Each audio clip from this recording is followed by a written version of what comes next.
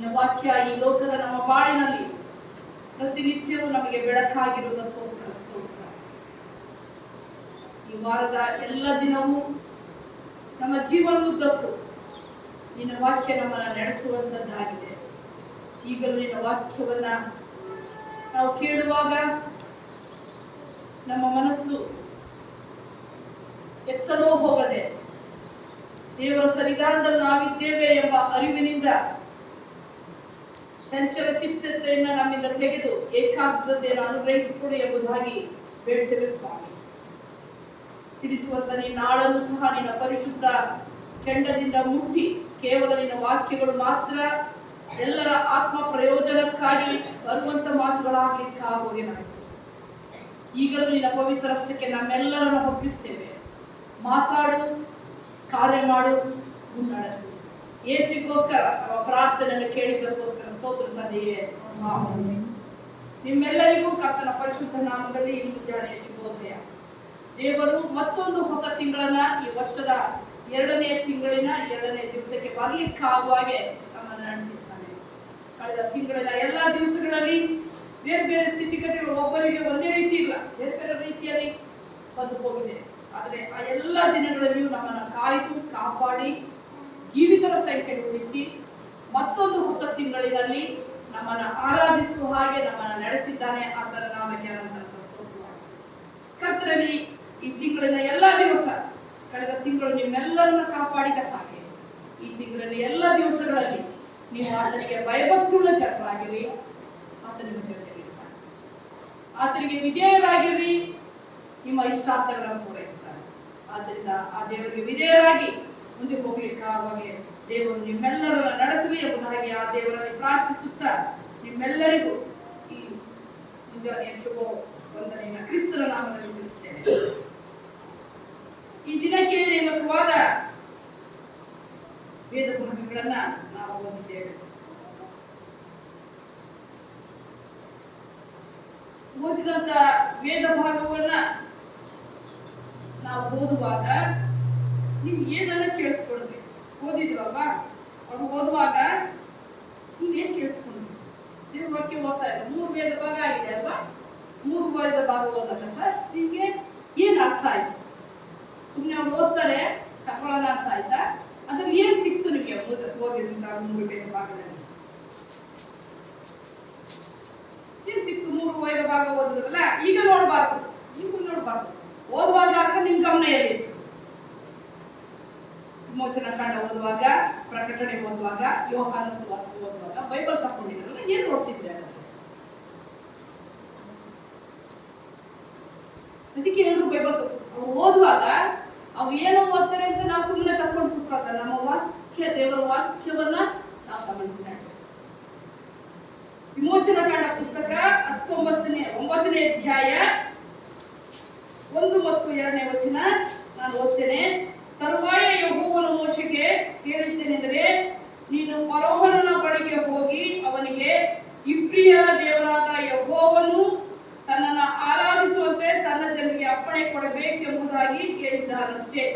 ನೀನು ಅವರಿಗೆ ಅಪ್ಪಣೆ ಕೊಡದೆ ಇನ್ನೂ ಅವರನ್ನು ತಡೆದರೆ ಯೆಹೋವನು ಅಡವಿಯಲ್ಲಿರುವ ನಿನ್ನ ಎಲ್ಲ ಪಶುಗಳಿಗೂ, ಕುದುರೆ, ಕತ್ತೆ, ಒಂಟೆ, ದನ, ಕುರಿ, ಆಡು ಇವೆಲ್ಲವುಗಳಿಗೂ ವಿರೋಧವಾಗಿ ತನ್ನ ಕೈಯೆತ್ತಿ ಘೋರ ವ್ಯಾಧಿಯನ್ನು ಉಂಟು ಮಾಡುವುದೆಂದು ತಿಳ್ಕೋ. ಯೆಹೋವನು ತನ್ನನ್ನು ಆರಾಧಿಸುವಂತೆ ತನ್ನ ಜನರಿಗೆ ಅಪ್ಪಣೆ ಕೊಡಬೇಕು. ಇವತ್ತು ಯಾವ ದಿನ? ದೇವರ ದಿನ, ಸಬ್ಬತ್ತಿನ ಅಲ್ಲ. ಸಬ್ಬತ್ತಿನ ಅಲ್ಲ, ವಾರದ ಮೊದಲನೆಯ ದಿನ. ಅದು ನನಗೆ ಗೊತ್ತಿದೆ. ಸಬ್ಬತ್ತಿನ ಅಂದ್ರೆ ಅದಕ್ಕೆ ಹೋಗುತ್ತೇವೆ. ಸಬ್ಬತ್ತಿನ ನೆನೆ ಆಗೋದು. ಅದನ್ನ ತುಂಬಾ ಕನ್ಫ್ಯೂಷನ್ ಮಾಡ್ಕೊಂಡು ಆರಾಧನೆ ಕೆಲವರು ಈ ಸಬ್ಬತ್ ದಿನಕ್ಕೆ ನೇಮಕವಾದಂತ ವೇದ ಭಾಗ. ಇವತ್ತು ಸಬ್ಬತ್ತಿನ ಅಲ್ಲ, ಸಬ್ಬತ್ತಿನ ನೆನೆ ಹಾಕಬೇಕು. ನಮಗೆ ಸರಿ ಗೊತ್ತಿರಬೇಕು. ಯೆಹೂದ್ಯರಿಗೆ ನೆನೆ ಸಬ್ಬತ್ತಿನ ಆಗಬೇಕು. ಇದು ಯೇಸು ಸ್ವಾಮಿ ಎದ್ದ ನಂತರ ಇದು ವಾರದ ಮೊದಲನೆಯ ದಿವಸ. ಅದನ್ನು ಆರಾಧಿಸಬೇಕು. ವರ್ಷಿಪ್, ಇವತ್ತು ಕೊಟ್ಟಂತ ಭಾಗ ವರ್ಷಿಪ್. ಆರಾಧಿಸಬೇಕು. ಯಾರನ್ನ ಆರಾಧಿಸಬೇಕು?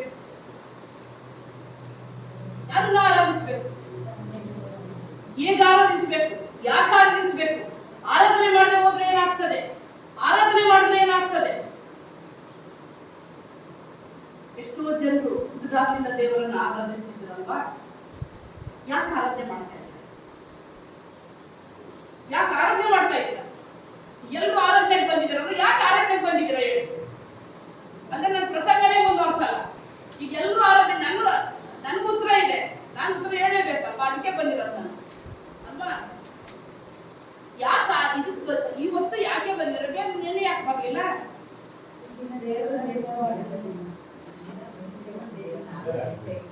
ದೇವರನ್ನ ಆರಾಧಿಸಬೇಕು. ದೇವರನ್ನ ಆರಾಧಿಸುವಂತ ದಿನ.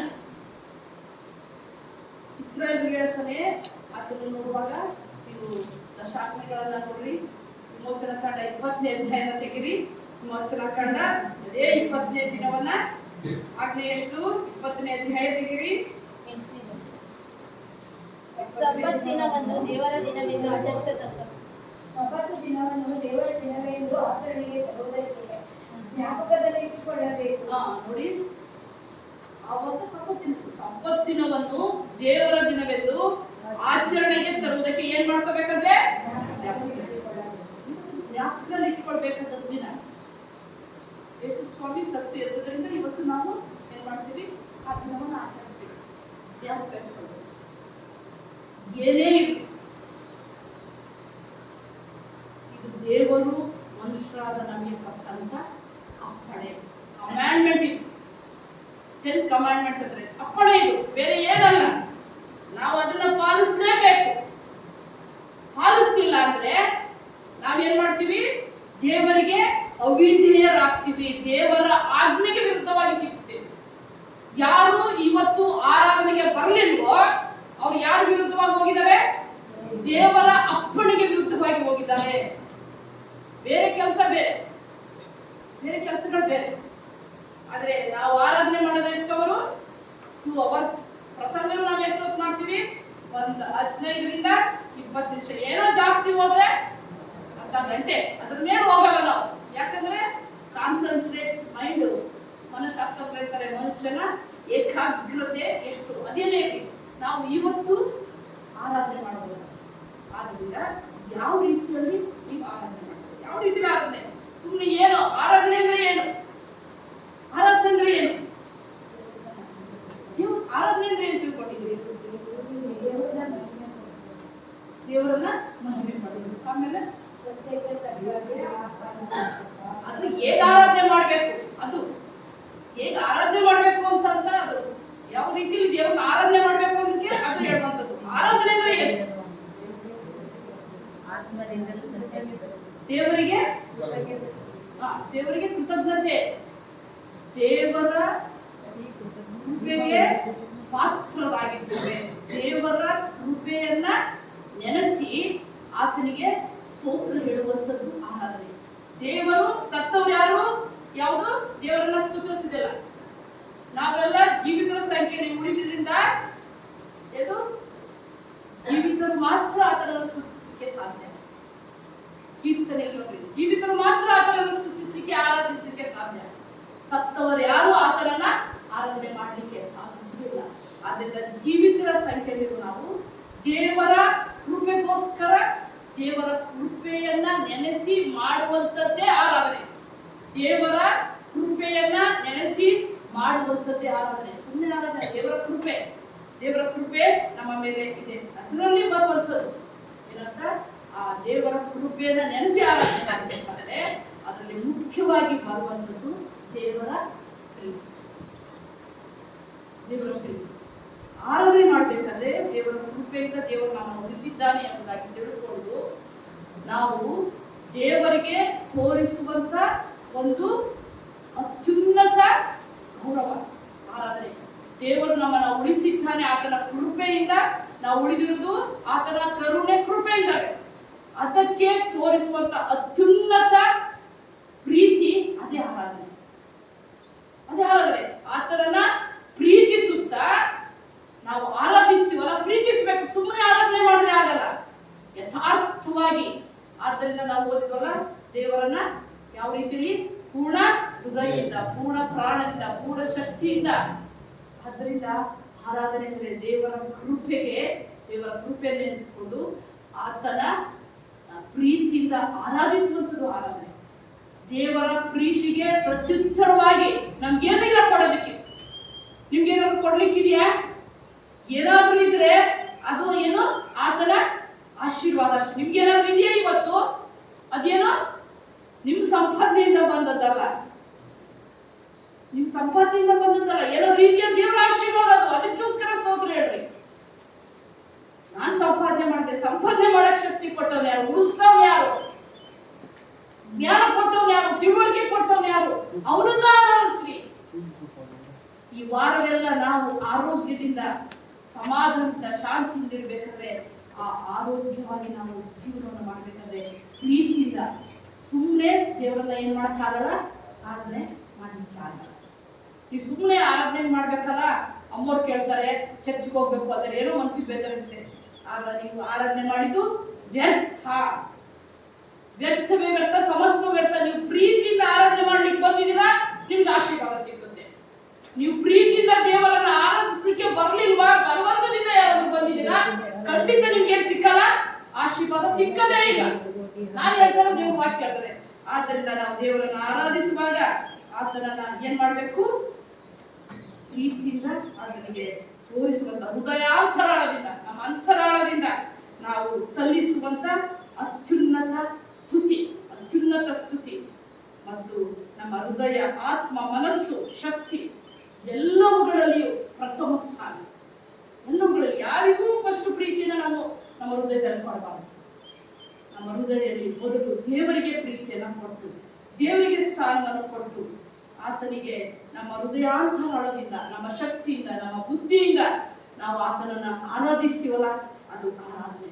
ಧರ್ಮೋಪದೇಶ ಕಾಂಡ ಪುಸ್ತಕ 6ನೇ ಅಧ್ಯಾಯ, ಧರ್ಮೋಪದೇಶ ಕಾಂಡ ಪುಸ್ತಕ 6ನೇ ಅಧ್ಯಾಯ 4 ಮತ್ತು 5ನೇ ವಚನವನ್ನ ಯಾರಾದ್ರೂ ಓದ್ರಿ.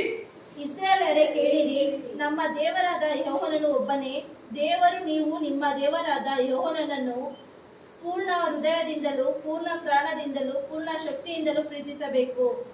ನೋಡ್ರಿ, ಸುಮ್ಮನೆ ನಾವು ದೇವರನ್ನ ಪ್ರೀತಿಸ್ತೇವೆ, ಪ್ರೀತಿಸಿ ಆರಾಧನೆ ಮಾಡಿ. ಯಾವ ರೀತಿ ಪ್ರೀತಿಸ್ತೀರಾ ಅದ್ರ ಮೇಲೆ ನಿಮ್ಮ ಆರಾಧನೆ ಡಿಪೆಂಡ್. ಯಾವ ತರ ಪ್ರೀತಿಸ್ತಾ ಇದ್ದೀರಾ? ದೇವ್ರನ್ನ ಎಷ್ಟು ಪ್ರೀತಿಸ್ತಿದ್ದೀರಾ? ಇಲ್ಲಿ ಏನ್ ಹೇಳ್ತಾನೆ? ಪೂರ್ಣ ಹೃದಯದಿಂದ, ಪ್ರಾಣದಿಂದ, ಬುದ್ಧಿಯಿಂದ, ಶಕ್ತಿಯಿಂದ, ಎಲ್ಲರಿಂದ ನೀವು ಪ್ರೀತಿಸಿದ್ರೆ ನೀವು ಸರಿಯಾಗಿ ಆರಾಧನೆ ಮಾಡ್ಲಿಕ್ಕಾಗಲ್ಲ. ಈ ರೀತಿ ನೀವು ದೇವರನ್ನ ಪೂರ್ಣ ಹೃದಯದಿಂದ, ಪೂರ್ಣ ಪ್ರಾಣದಿಂದ, ಪೂರ್ಣ ಶಕ್ತಿಯಿಂದ, ಪೂರ್ಣ ಬುದ್ಧಿಯಿಂದ ನೀವು ಪ್ರೀತಿಸಲ್ವಾ, ನೀವೇನ್ ಮಾಡ್ತಾ ಇಲ್ಲ? ದೇವರನ್ನ ಯಥಾರ್ಥವಾಗಿ ಆರಾಧಿಸ್ತಾ ಇಲ್ಲ. ಆರಾಧನೆಗೆ ಬಂದಿದ್ರೆ ಅಷ್ಟೇ, ಆದರೆ ದೇವರನ್ನ ಯಥಾರ್ಥವಾಗಿ ನೀವು ಆರಾಧಿಸ್ತೇವೆ. ಆದ್ರಿಂದ ದೇವರು ಆರಾಧನೆಯನ್ನ ಯಾವ ರೀತಿ ಆರಾಧನೆ ಮಾಡೋದು? ಆರಾಧನೆ ಅಂತಂದ್ರೆ ಹೇಳಿದ್ರಲ್ಲ, ಕೆಲವು ಸ್ತುತಿ ಗೀತೆ ಹಾಕೊಡೋದು, ಪ್ರೇಸ್ ಅಂಡ್ ವರ್ಷಿಪ್, ಅದೆಲ್ಲ ಒಂದು ಭಾಗ ಅಷ್ಟೇ. ದೇವರಿಗೆ ಕೊಡಬೇಕಾದಂತ ಅತ್ಯುನ್ನತ ಹೃದಯಾಂತರಾಳದಿಂದ, ಪೂರ್ಣ ಪ್ರಾಣದಿಂದ, ಪೂರ್ಣ ಶಕ್ತಿಯಿಂದ, ಪೂರ್ಣ ಬುದ್ಧಿಯಿಂದ ನೀವು ಆತನ ಯಥಾರ್ಥವಾಗಿ ಪ್ರೀತಿಸಿ ಆತನನ್ನ ಸಲ್ಲಿಸಬೇಕಾದ ಗೌರವನ ಹೃದಯಾಂತರಾಳದಿಂದ ಅರ್ಪಿಸುವಂಥದ್ದೇ ಆರಾಧನೆ. ಆ ರೀತಿ ನೀನು ಆರಾಧನೆ ಮಾಡಬೇಕು ಅಂದ್ರೆ ದೇವರು ನಮ್ಮ ಆರಾಧನೆ ವ್ಯರ್ಥ. ಆದ್ದರಿಂದ ಆರಾಧನೆ ಮಾಡಬೇಕಾದ್ರೆ ಹೇಗೆ ಆರಾಧನೆ ಮಾಡಬೇಕು? ಯೇಸು ಸ್ವಾಮಿ ಯಾವ ರೀತಿ ಆರಾಧನೆಯಿಂದ ನಮ್ಮನ್ನ ಎಕ್ಸ್ಪೆಕ್ಟ್ ಮಾಡ್ತಾರೆ? ಯೋಹಾನ ಸುವಾರ್ತೆ 4ನೇ ಅಧ್ಯಾಯ 23-24ನೇ ವಚನವನ್ನ ತಪ್ಪಿಸಬಾರ್ದು. ನೋಡ್ರಿ, ಒಂದು ಗುಡಿಸಾದರೂ ಇದಾದ್ರೂ ತಪ್ಪಾಗಬಾರ್ದು ಅಂತ ಹೇಳ್ತದೆ. ನಿಧಾನವಾಗಿ ಹೋದ್ರಿ, ಬೈಬಲ್ನ ಸ್ಪಷ್ಟವಾಗಿ ಹೋದ್ರಿ. ಯೋಹಾನ ಸುವಾರ್ತೆ 4ನೇ ಅಧ್ಯಾಯ 23 ಮತ್ತು 24ನೇ ವಚನ ಹೋದ್ರಿ. ದೇವರಾಧನೆ ಮಾಡುವವರು ಆತ್ಮೀಯ ರೀತಿಯಲ್ಲಿ ಸತ್ಯಕ್ಕೆ ತಕ್ಕ ಹಾಗೆ ತಂದೆಯನ್ನು ಆರಾಧಿಸುವ ಕಾಲ ಬರುತ್ತದೆ, ಅದು ಈಗಲೇ ಬಂದಿದೆ. ತಂದೆಯು ತನ್ನನ್ನು ಆರಾಧಿಸುವವರು ಇಂಥವರೇ ಆಗಿರಬೇಕೆಂದು ಅಪೇಕ್ಷಿಸುತ್ತಾನಲ್ಲವೇ? ನೋಡ್ರಿ, ದೇವರನ್ನ ಯಾವ ರೀತಿಯಲ್ಲಿ ಆರಾಧಿಸಬೇಕು? ಆತ್ಮೀಯ ರೀತಿಯಲ್ಲಿ, ಸತ್ಯಕ್ಕೆ ತಕ್ಕ ಹಾಗೆ. ಆತ್ಮೀಯ ರೀತಿಯಲ್ಲಿ ಸತ್ಯ ಗೊತ್ತಿರಬೇಕು. ನೀವು ಯಾರನ್ನ ಆರಾಧಿಸ್ತೀರೋ ಆ ದೇವರು ಯಾರು ಅನ್ನೋ ಸತ್ಯ ನಿಮಗೆ ಗೊತ್ತಿರಬೇಕು. ಗೊತ್ತಿದೆಯಾ? ನೀವು ಆರಾಧಿಸುವ ದೇವರು ಯಾರಂತ ನಿಮಗೆ ಗೊತ್ತಿದೆಯಾ? ನೀವು ಆರಾಧಿಸುವಂತ ದೇವರು ಯಾರಂತ ನಿಮ್ಗೆ ಗೊತ್ತಿದೆ ಇಲ್ವಾ? ಯಾರವರು? ಜೀವಸ್ವರೂಪನಾದ ದೇವರು, ಮರಣವನ್ನು ಜಯಿಸಿದಂತ ದೇವರು. ಮತ್ತೆ ಸರ್ವೋತ್ತಮನೆಂದು ಎಲ್ಲರಿಗಿಂತ ತಂದೆ ಎಲ್ಲ ಒಬ್ಬನು ಸರ್ವೋತ್ತಮನೆಂದು ಅನುಭವದಿಂದ ತಿಳ್ಕೊಳ್ಬೇಕು. ಅನುಭವದಿಂದ ಸರ್ವೋತ್ತಮನೆಂದು ಅನುಭವದಿಂದ ತಿಳ್ಕೊಳ್ಳದೆ ಹೋದ್ರೆ ನೀವು ಮಾಡುವಂತ ಆರಾಧನೆಯನ್ನು ವ್ಯರ್ಥ. ಆದ್ದರಿಂದ ಅದನ್ನು ಆರಾಧಿಸಲು ಆತ್ಮೀಯ ರೀತಿಯಲ್ಲಿ ಸತ್ಯಕ್ಕೆ ತಕ್ಕಂತೆ ತಿಳ್ಕೊಳ್ಬೇಕು ದೇವರೇ ಅಂತವ್ರು. ಆದ್ದರಿಂದ ನಾವು ಸರ್ವೋತ್ತಮನೆಂದು ಅನುಭವದಿಂದ ಅನುಭವ ಮಾಡಿದೀರಾ? ಆ ದೇವರು ಯಾರು ಅಂತ ಅನುಭವ ಮಾಡಿದೀರಾ? ಅನುಭವ ಮಾಡದೆ ಹೋದ್ರೆ ನೀವು ಹೇಗೆ ನಿಮ್ಮ ಆರಾಧನೆ ದೇವರಿಗೆ ಸಲ್ಲಿಸ್ತದೆ? ನೀವು ಹೇಗೆ ನಾನು ಆರಾಧನೆ ಮಾಡಿದೆ ಅಂತ ಹೇಳ್ತೀರಾ? ಅನುಭವದಿಂದ ತಿಳ್ಕೊಳ್ಬೇಕು. ಯೆಹೋವನು ಸರ್ವೋತ್ತಮನೆಂದ ಅನುಭವದಿಂದ ತಿಳ್ಕೊಂಡೆ ಹೋದ್ರೆ ನೀವು ಆರಾಧನೆ ಮಾಡಲಿಕ್ಕೆ ಸಾಧ್ಯ ಇಲ್ಲ.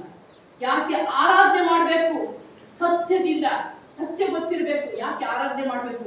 ಅದನ್ನು ಸರ್ವೋತ್ತಮ ಮಾತ್ರ ಸತ್ಯ ನಿಮಗೆ ಗೊತ್ತಿರಬೇಕು. ಯಾಕೆ ಆರಾಧನೆ ಮಾಡಬೇಕು? ಇಸ್ರಾಯೇಲರಿಗೆ ಫರೋಹನಿಗೆ ಮೋಶೆ ಹತ್ರ ಹೇಳ್ತಾರೆ, ಹೋಗ ಆರಾಧನೆ ಮಾಡಲಿಕ್ಕೆ ಹೇಳು. ಯಾಕೆ? ಆತನು ಸತ್ಯ ದೇವರು, ಆತನು ಸರ್ವೋತ್ತಮ, ಆತನ ಇಡೀ ಸೃಷ್ಟಿಕರ್ತ. ಬಿಡೋದಿಲ್ಲ. ಹೇಳ್ತಾನೆ ಮೋಶೆಗೆ, ಹೇಳು ಅವನಿಗೆ, ನೋಡು ಇಸ್ರಾಯೇಲರ ಯಾವುದೇ ಪ್ರಾಣಿ ಪಕ್ಷಿಗಳಿಗೆ ಏನಾಗಲ್ಲ, ಯಾವ ವ್ಯಾಧಿಯೂ ಬರಲ್ಲ, ಇದೆಲ್ಲ ಸಾಯ್ತಾರೆ. ಯೆಹೋವನು ಸರ್ವೋತ್ತಮನೆಂದು ಅನುಭವದಿಂದ ತಿಳ್ಕೊಳ್ತಾ ಹೋಗ್ತೇವೆ. ಆವಾಗ ತಿಳ್ಕೊಂಡು ದೇವರನ್ನು ಆರಾಧಿಸ್ಬೇಕು. ತಿಳ್ಕೊಳ್ಬೇಕು ನಾವು ಯಾಕೆ ಆರಾಧನೆ ಮಾಡಬೇಕು. ಆರಾಧನೆ ಮಾಡ್ಬೇಕು ಹೋದ್ರೆ ಆಯ್ತದೆ. ಆರಾಧನೆ ಮಾಡುವಂತ ದೇವರನ್ನ, ಆ ದೇವರು ಯಾರು ಅದು ಗೊತ್ತಿರ್ಬೇಕು ಮೊದಲು. ಆರಾಧನೆ ಮಾಡುವಂತ ನಾವು ಮಾಡುವಂತ ಆರಾಧನೆ ಮಾಡುವಂತ ದೇವರು ಯಾರು ಅಂತ ಅದರಿಂದ ಹೇಳಿದ್ದು. ಯೆಹೋವನು ಸರ್ವೋತ್ತಮನೆಂದು ಅನುಭವದಿಂದ ಸವಿದು ನೋಡ್ರಿ, ಅನುಭವದಿಂದ ತಿಳ್ಕೊಳ್ರಿ. ಕಾಫಿಗೆ ಸಕ್ಕರೆ ಕಡಿಮೆ ಆದ್ರೆ ಏನಾಯ್ತದೆ? ಏನ್ ಹೇಳ್ತೀರಾ? ಸಪ್ಪೆ ಅಂತ ಹೆಂಗ್ ಹೇಳ್ತೀರಾ? ರುಚಿ ನೋಡಿ. ಹಂಗಿದ್ರೆ ದೇವರು ತಿಳ್ಕೊಂಡಿದ್ದೀರಾ? ದೇವರು ತಿಳ್ಕೊಂಡಿದ್ದೀರಾ? ಎಷ್ಟು ಅನುಭವ ಮಾಡಿದ್ದೀರಾ ದೇವ್ರನ್ನ? ಎಷ್ಟು ಅನುಭವ ಮಾಡಿದ್ದೀವಿ. ಆದ್ದರಿಂದ ನಾವು ದೇವರನ್ನು ಆರಾಧಿಸುವುದು ಆತ್ಮೀಯ ರೀತಿಯಲ್ಲಿ ಸತ್ಯಕ್ಕೆ ತಕ್ಕ ಹಾಗೆ ಆತನು ಸರ್ವೋತ್ತಮನೆಂದು ಅನುಭವದಿಂದ ನಾವು ಆತನನ್ನು ಆರಾಧನೆಯಾಗಿರುವಾಗ ಇದು ಎಲ್ಲ ಕಡೆ ಹೆಚ್ಚಾಗಿದ್ರೆ ಪ್ರೇಸರ್ ವರ್ಷಿಪ್ ಆರಾಧನೆಯ ಒಂದು ಭಾಗ. ಅದೇ ಆರಾಧನೆ ಅಲ್ಲ. ಅದನ್ನ ಜನರು ಏನಾಗಿದ್ದಾರೆ ಈಗ, ಇಲ್ಲಿ ಪ್ರೇಸರ್ ವರ್ಷಿಪ್ ಚೆನ್ನಾಗಿರ್ತದೆ ಅವರೇ, ಪ್ರೇಸರ್ ವರ್ಷಿಪ್ ಇದೆ, ಆದ್ರೆ ದೇವರು ಸರ್ವೋತ್ತಮನೆಂದು ಅನುಭವದಿಂದ ತಿಳ್ಕೊಂಡಿದ್ದಾರೆ. ಅದು ಗೊತ್ತಾ ನಿಮ್ಗೆ? ನೀವು ತಿಳ್ಕೊಂಡು ಅಲ್ಲಿಗೆ ಹೋಗ್ತೀರಾ. ಒಂದ್ ವೇಳೆ ಹೋದ್ರೆ ತಿಳ್ಕೊಳ್ಳದೆ ಹೋದ್ರೆ ನೀವು ಎಲ್ಲಿ ಆರಾಧನೆಗೆ ಹೋದ್ರು ಅಷ್ಟೇನೆ. ನಿಮ್ ಮನೇಲಿ ಪ್ರಾರ್ಥನೆ ಮಾಡಿ ಮಾಡ್ತಾರೆ, ಯಾರನ್ನ ಕರೆಸಿ ಪ್ರೇಯರ್ ಮಾಡಿದ್ರು ಅಷ್ಟೇನೆ.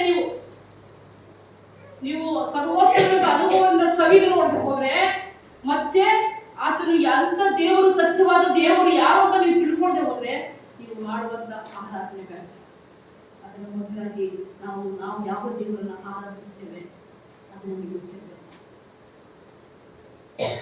ಅದಾದ್ಮೇಲೆ ನಾವು ತ್ರೈಕತ್ವ ನಂಬಿರುವಂಥದ್ದು ಅದನ್ನ ಈಗ ಹೇಳಲಿಕ್ಕೆ ಅಲ್ಲ. ಇವತ್ತು ಆರಾಧನೆ ನಾವು ಯಾವ ರೀತಿಯಲ್ಲಿ ಆರಾಧನೆ ಮಾಡ್ತೇವೆ, ದೇವರನ್ನ ಆತ್ಮೀಯ ರೀತಿಯಲ್ಲಿ ಸತ್ಯಕ್ಕೆ ತಕ್ಕ ನಾವು ಆರಾಧಿಸ್ತೇವೆ. ರೋಮಾಪುರದವರಿಗೆ ಬರೆದ ಪತ್ರಿಕೆ 12ನೇ ಅಧ್ಯಾಯ 1 ಮತ್ತು 2ನೇ ವಚನ ಓದ್ರಿ. ರೋಮಾಪುರದವರಿಗೆ ಬರೆದ ಪತ್ರಿಕೆ 12ನೇ ಅಧ್ಯಾಯ. ಆದ್ದರಿಂದ ಸಹೋದರರೇ, ದೇವರ ಕನಿಕರವನ್ನು ನಿಮ್ಮ ನೆನಪಿಗೆ ತಂದು ನಿಮ್ಮನ್ನು ಬೇಡಿಕೊಳ್ಳುವುದೇನೆಂದರೆ, ನೀವು ನಿಮ್ಮ ದೇಹಗಳನ್ನು ದೇವರಿಗೆ ಮೀಸಲಾಗಿಯೂ ಮೆಚ್ಚುಗೆಯಾಗಿಯೂ ಇರುವ ಸಜೀವ ಯಜ್ಞವಾಗಿ ಅರ್ಪಿಸಿರಿ. ಆಮೇಲೆ ಇದೇ ನಿಮ್ಮ ಪೂರಕವಾದ ಆರಾಧನೆಯು ಇಹಲೋಕದ ನೋಡ್ರಿ. ನಾನು 6 ದಿವಸ ಹೇಳಿದ್ದೆ, ಒಂದು ಸಾರಿ ಒಬ್ಬರು ಚಾನ್ಸ್ ಕೊಡಿ, ಎಲ್ಲರೂ ಓದ್ಬೇಕು ಆಯ್ತಾ? ಅದು ಸಹ ಒಂದು ಕ್ರಮ.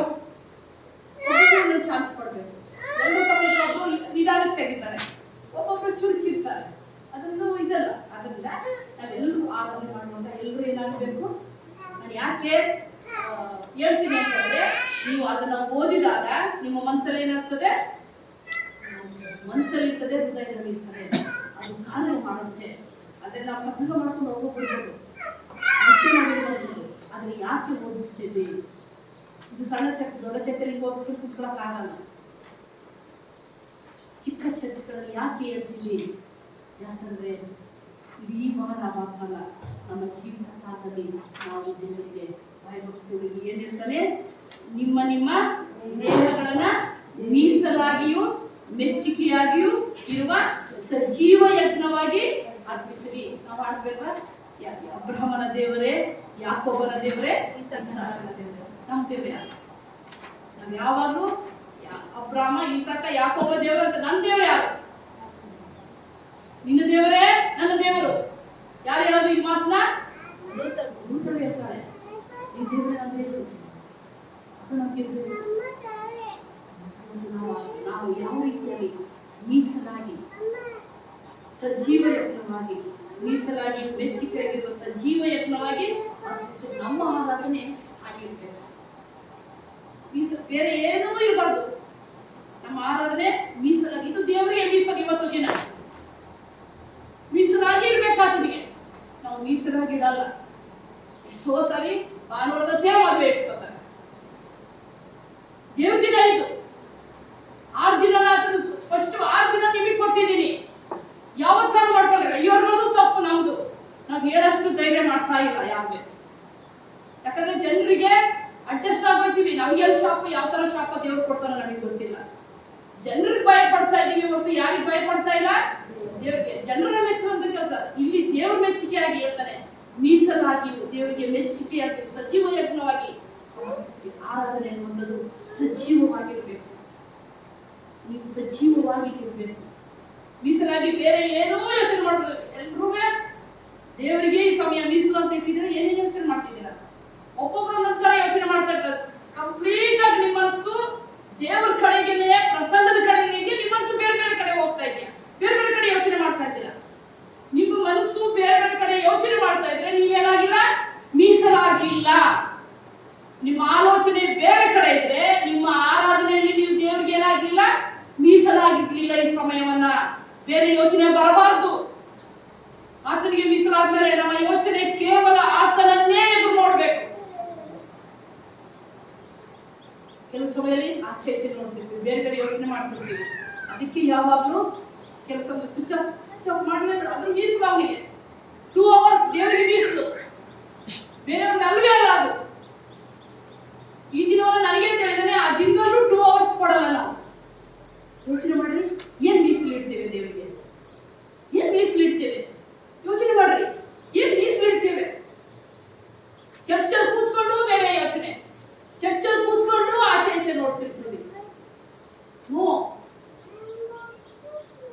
ದೇವರನ್ನ ಆರಾಧಿಸುವವರು ಆತ್ಮದ ರೀತಿಯಲ್ಲಿ ಸತ್ಯಕ್ಕೆ ತಕ್ಕಾಗಿಲ್ಲ, ಮೀಸಲಾಗಿ ಮೆಚ್ಚುಗೆಯಾಗಿ ದೇವರಿಗೆ ಮೆಚ್ಚುಗೆ ಆಗ್ಬೇಕು.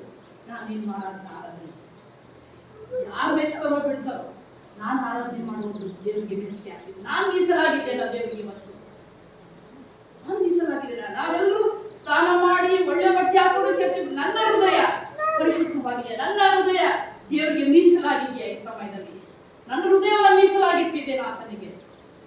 ಸಜೀವ ಯಜ್ಞವಾಗಿ ನಿಮ್ಮನ್ನೇ ಸಂಪೂರ್ಣವಾಗಿ ಆರಾಧನೆಯಲ್ಲಿ ತೊಡಗಿಸಿಕೊಳ್ಬೇಕು. ಕೆಲವರು ಆಡೇ ಹೇಳಲ್ಲ, ಕೆಲವರು ತುಂಬಾ ಚೆನ್ನಾಗಿ ಹೇಳ್ತಾ ಇರ್ತಾರೆ, ಕೆಲವರು ದೇವರನ್ನು ಸ್ತುತಿಸಬೇಕು. ಸೆರೆಮನೆಯಲ್ಲಿದ್ದಾಗಲೂ ಏನ್ ಮಾಡ್ತಾ ಇದ್ರು? ಅದರ ಶಿಷ್ಯರು ದೇವರನ್ನು ಸ್ತುತಿಸ್ತಾರೆ. ಇಲ್ಲಿ ಕೆಲವು ಯಾರು ಹೇಳ್ತೀವಿ ಅಷ್ಟೇ. ಸಜೀವ ಯಜ್ಞವಾಗಿ ಆರಾಧನೆಯಲ್ಲಿ ನಾವು ಸಂಪೂರ್ಣವಾಗಿ ಮೀಸಲಾಗಿರುವಂಥದ್ದು ಅಂದ್ರೆ ಕೇವಲ ಆರಾಧನೆ ಅಲ್ಲ. ಆ ಆರಾಧನೆ ಎಲ್ಲ ಭಾಗಗಳಲ್ಲಿ ನಮ್ಮನ್ನು ಸಜೀವವಾಗಿ ಯಜ್ಞವಾಗಿ ನಮ್ಮನ್ನು ಒಪ್ಪಿಸಿಕೊಳ್ಬೇಕು. ನಾನು ಅದಕ್ಕೆ ಅರ್ಪಿತವಾಗಬೇಕು. ಆ ಆರಾಧನೆ ಸಂಪೂರ್ಣವಾಗಿ ನನ್ನನ್ನು ದೇವರಿಗೆ ಸಂಪೂರ್ಣವಾಗಿ ಒಪ್ಪಿಸಿಕೊಳ್ಬೇಕು.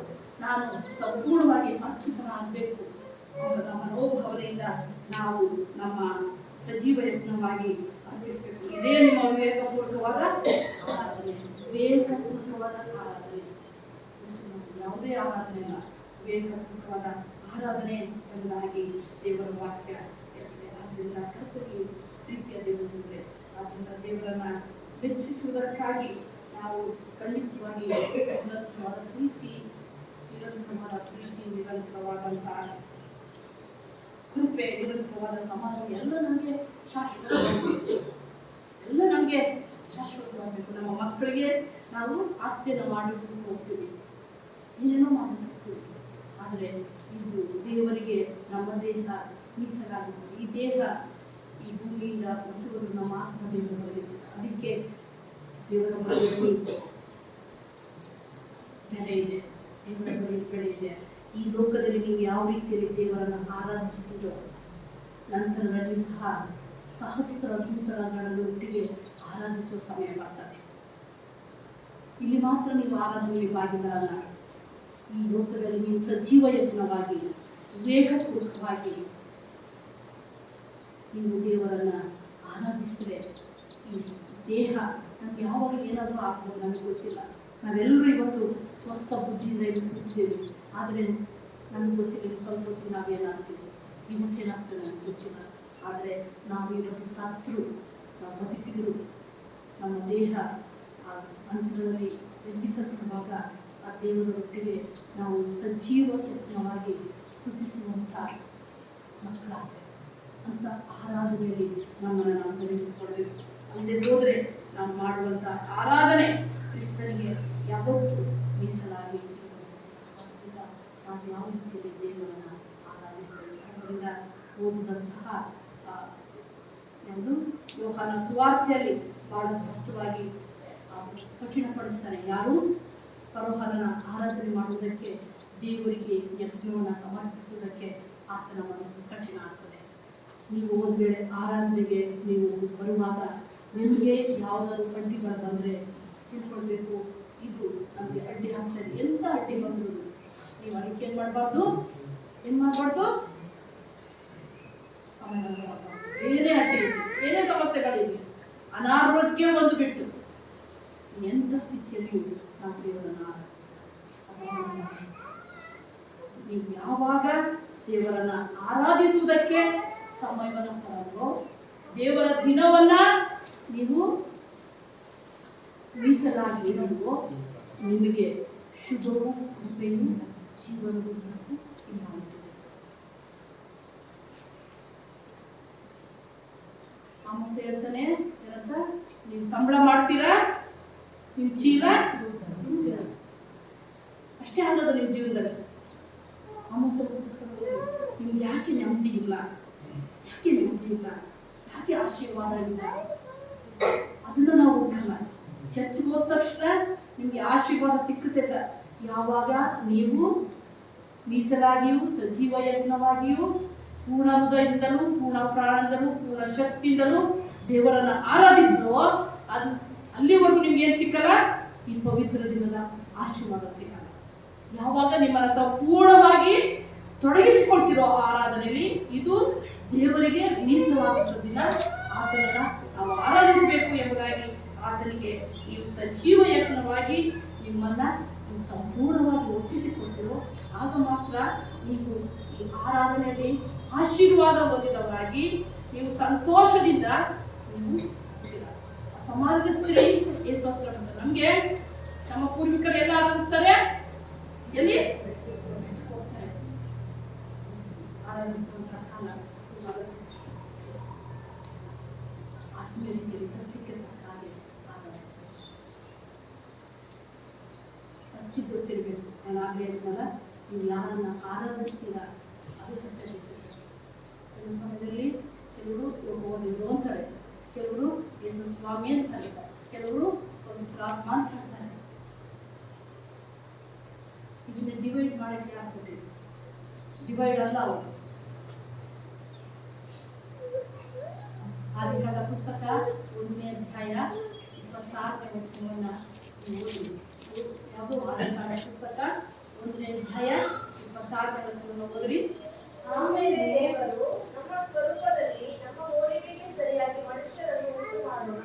ನೋಡ್ರಿ, ನಮ್ಮ ಹೋಲಿಕೆಗೆ ಸರಿಯಾಗಿ ಅವರು ಆಗ್ಲೇ ಇದ್ದಾರೆ. ನೀವ್ಯಾಕೆ ಡಿವೈಡ್ ಮಾಡ್ಕೊಂಡು ಆರಾಧನೆ ಮಾಡ್ತಾ ಇದ್ದೀರಾ?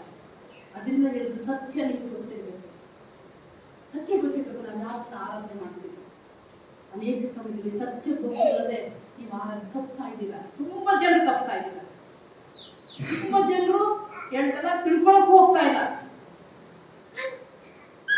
ನಮ್ಮ ಹೋಲಿಕೆಗೆ ಸರಿಯಾಗಿ ಆದ್ರಿಂದ ತಂದೆ ಮಗ ಪವಿತ್ರಾತ್ಮರನ್ನ ಯಾರಿಗೂ ಇನ್ನು ಬೇರೆ ಬಿಟ್ಟು ಇನ್ಯಾರಿಗೂ ಸ್ಥಾನ ಇಲ್ಲ. ನಮ್ಮ ಆರಾಧನೆ ಇನ್ಯಾರಿಗೂ ಸ್ಥಾನ ಇಲ್ಲ, ಅದು ಗೊತ್ತಿರ್ಬೇಕು.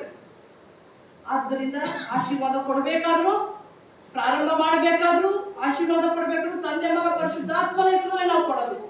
ಬೇರೆ ಯಾವ ಹೆಸರಿನಿಂದಲೂ ನಮಗೆ ಆಶೀರ್ವಾದ ಇಲ್ಲ. ಆದ್ರಿಂದ ತಿಳ್ಕೊಳ್ಳಿ, ನಾವು ಯಾರನ್ನ ಯಾಕೆ ಆರಾಧಿಸಬೇಕು. ಆದರೂ ಸೃಷ್ಟಿಕರ್ತರು ಆದರೂ ನಮ್ಮನ್ನು ಸೃಷ್ಟಿ ನಮ್ಮ ಕೋರಿಕೆಗೆ ಸರಿಯಾಗಿ ನಮ್ಮನ್ನು ಸೃಷ್ಟಿ ಮಾಡಬೇಕು. ಆದ್ದರಿಂದ ಅವರು ಏಕತ್ವ ನಾವು ಆರಂಭಿಸುವಂಥದ್ದು ಯಾರನ್ನ ಏಕತ್ವ. ಅದರ ಬಗ್ಗೆ ನಮಗೆ ಗೊತ್ತಿರೋದು ತಂದೆ ಯಾರು, ಏಕತ್ವ ತಂದೆ ಯಾರು, ಸ್ವಾಮಿ ಯಾರು, ಮಗನ ಯಾರು, ಪವಿತ್ರಾತ್ಮ ಯಾರು, ಅದರ ಬಗ್ಗೆ ಸರಿಯಾದ ರೀತಿಯಲ್ಲಿ ನಮಗೆ ಯಾವಾಗ ಅದರಿಂದ ಸತ್ಯವಾಗಿ ನಾವು ತಿಳಿದು ಅಂತಲ್ಲ, ನಾವು ತಿಳಿಯದೇ ಇರುವುದನ್ನು ಆರಾಧಿಸಬೇಕು. ತಿಳ್ಕೊಳ್ಬೇಕು, ತಿಳ್ಕೊಂಡು ಆರಾಧನೆ ಮಾಡಬೇಕು. ಯಾವಾಗ ತಿಳ್ಕೊಳ್ಳೋದು ಆಗ ಆರಾಧನೆ ಮಾಡಕ್ಕೆ ಏನಾಗ್ತದೆ, ಸರಿಗೆ ಆಗಲ್ಲ.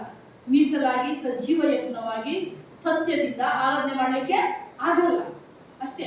ಯಾವಾಗ ನಾವು ಸರಿಯಾಗಿ ತಿಳ್ಕೊಳ್ಳೋದು ನಮ್ಮ ಆರಾಧನೆಗಳು ಏನು ಸರಿಯಾಗಿ ಆಗ್ಲಿಕ್ಕೆ. ಒಂದು ಆರಾಧನೆ ಮಾಡ್ತೀವಿ, ಚರ್ಚ್ಗೆ ಹೋಗ್ತೀವಿ, ಬರ್ತೀವಿ ಅಷ್ಟೇ. ಚರ್ಚ್ಗೆ ಹೋಗಿದ್ರೆ ಏನೋ ಸಮಾಧಾನ ಇಲ್ಲ, ಸಮಾಧಾನ ಇರೋದೇ ಇಲ್ಲ, ನಿಮ್ಗೆ ಇರೋದೇ ಇಲ್ಲ. ಯಾವಾಗ ನೀವು ಸಂಪೂರ್ಣವಾಗಿ ದೇವರನ್ನ ಸಂಪೂರ್ಣವಾಗಿ ನಿಮ್ಮನ್ನ ತೊಡಗಿಸಿಕೊಂಡು ಈ ಪವಿತ್ರ ಆರಾಧನೆಯಲ್ಲಿ ಭಾಗಿಗಳಾಗವೋ ಸಮಾಧಾನ. ನೀವು ಪವಿತ್ರವಾಗಿ ಸಂಪೂರ್ಣವಾಗಿ ನಾನು ದೇವರಿಗೆ ಮೀಸಲು, ಇವತ್ತು ದೇವರಿಗೆ ಮಾತ್ರ ಮೀಸಲು, ಆ ಸಮಯ ನೀವು ಮೀಸಲಾಗಿಡಿ. ಈಗ ಹೋಗಿ ನೀವು ಆ ಮೀಸಲಾಗಿದ್ದು ಈ ದೇವರಿಗೆ ಮಾತ್ರ ಈ ಸಮಯ ಎಂಬುದಾಗಿ ನೀವು ಕೊಡ್ರಿ. ನಿಮ್ಮ ಕೈ ಹಾಕುವಂತ ಕೆಲಸಗಳನ್ನ ಸಫಲಪಡಿಸ್ತಿದ್ರೆ, ನಿಮ್ಮ ಯೋಚನೆಗಳನ್ನ, ನಿಮ್ಮ ಮಾರ್ಗಗಳನ್ನ ದೇವರು ಸಫಲಪಡಿಸ್ತಿದ್ರೆ ಕೇಳ್ರಿ. ನಾನು ಚಾಲೆಂಜ್ ಮಾಡಿ, ಯಾವಕ್ಕೆ ನಾವು ಆಶೀರ್ವಾದ ಹೊಂದ್ತಾ ಇಲ್ಲಂದ್ರೆ ದೇವರಿಗೆ ಕೊಡಬೇಕಾದ್ದನ್ನ ದೇವರಿಗೆ ಕೊಡ್ತಾ ಇಲ್ಲ, ದೇವರಿಗೆ ಕೊಡ್ತಾ ಇಲ್ಲ.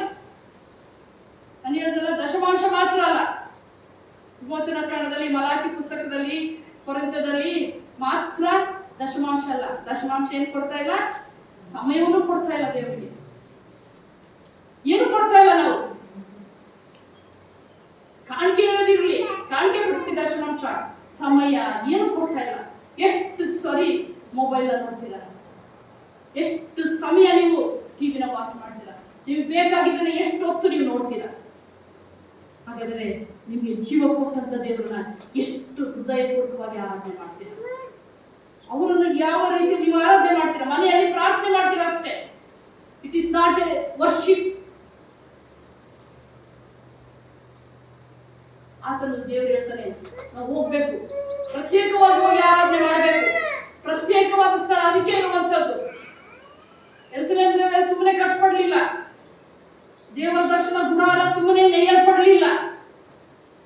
ಆತನಿಗೆ ಮೀಸಲಾಗಿ ಸಜೀವ ಯತ್ನವಾಗಿ ಪರಿಶುದ್ಧರಾಗಿ ಆತನನ್ನು ಆರಾಧಿಸಬೇಕು. Church only for worship. ಇದು ರಾಜಕೀಯ ತಾಣ ಅಲ್ಲ. ಇಲ್ಲಿ ದೇವರನ್ನ ಮಾತ್ರ ಹುಡುಕುವುದಕ್ಕೆ ಬರಬೇಕು, ದೇವರನ್ನ ಮಾತ್ರ ಕಂಡುಕೊಳ್ಳಕ್ಕೆ ಬರಬೇಕು, ದೇವರ ಆಶೀರ್ವಾದವನ್ನು ಮಾತ್ರ ಹೊಂದುವುದಕ್ಕೆ ಬರಬೇಕು. ಬೇರೆ ಯಾವುದಕ್ಕೂ ಇದು ಸ್ಥಳ ಅಲ್ಲ, ದೇವರ ಆಲಯ. ಅದನ್ನ ನಾವು ತಿಳ್ಕೊಳ್ಳಬೇಕು. ಯಾವಾಗ ನಾವು ಅದನ್ನ ತಿಳ್ಕೊಂಡು ಆರಾಧನೆಗೆ ಮಾಡ್ತೇವೆ, ಅವ್ರು ಯಾರೇ ಏನೇ ಮಾಡ್ತೀವಿ, ಆದ್ರೆ ನೀವು ಮೀಸಲಾಗಿದ್ದೀರಾ, ನಾನು ಮೀಸಲಾಗಿ ಬರ್ತೇನೆ, ಹಾಗೆ ನೀವು ಮೀಸಲಾಗಿ ಬರ್ತೀರಾ. ಎಷ್ಟು ಜನರು ಇವತ್ತು ಈ ಆರಾಧನೆಗೆ ನಿಮ್ಮನ್ನು ಮೀಸಲಾಗಿ ತೋರಿಸಿಕೊಂಡು ಹೇಳುತ್ತಲ್ಲ, ಕೇವಲ ಶರೀರ ಶುದ್ಧವಾಗಿದ್ದರೆ ಸಾಲದು. ನಮ್ಮ ದೇವರು ನಾನು ಹೇಳಿದ ಹಾಗೆ ಯಾವುದು, ಯಾಜಕ ಕಾಂಡ 19ನೇ ಅಧ್ಯಾಯದಲ್ಲಿ ನಾನು ಪರಿಶುದ್ಧನಾಗಿರುವುದರಿಂದ ನೀವು ಬಿ ಹೋಲಿ. 4ನೇ ವಾರದಿಂದ ಇತ್ತು ಬಿ ಹೋಲಿ. ನಾವು ಪರಿಶುದ್ಧರಾಗಿರಬೇಕು. ಆರಾಧನೆ ಸುಮ್ಮನೆ ಮಾಡೋಕ್ಕಾಗಲ್ಲ.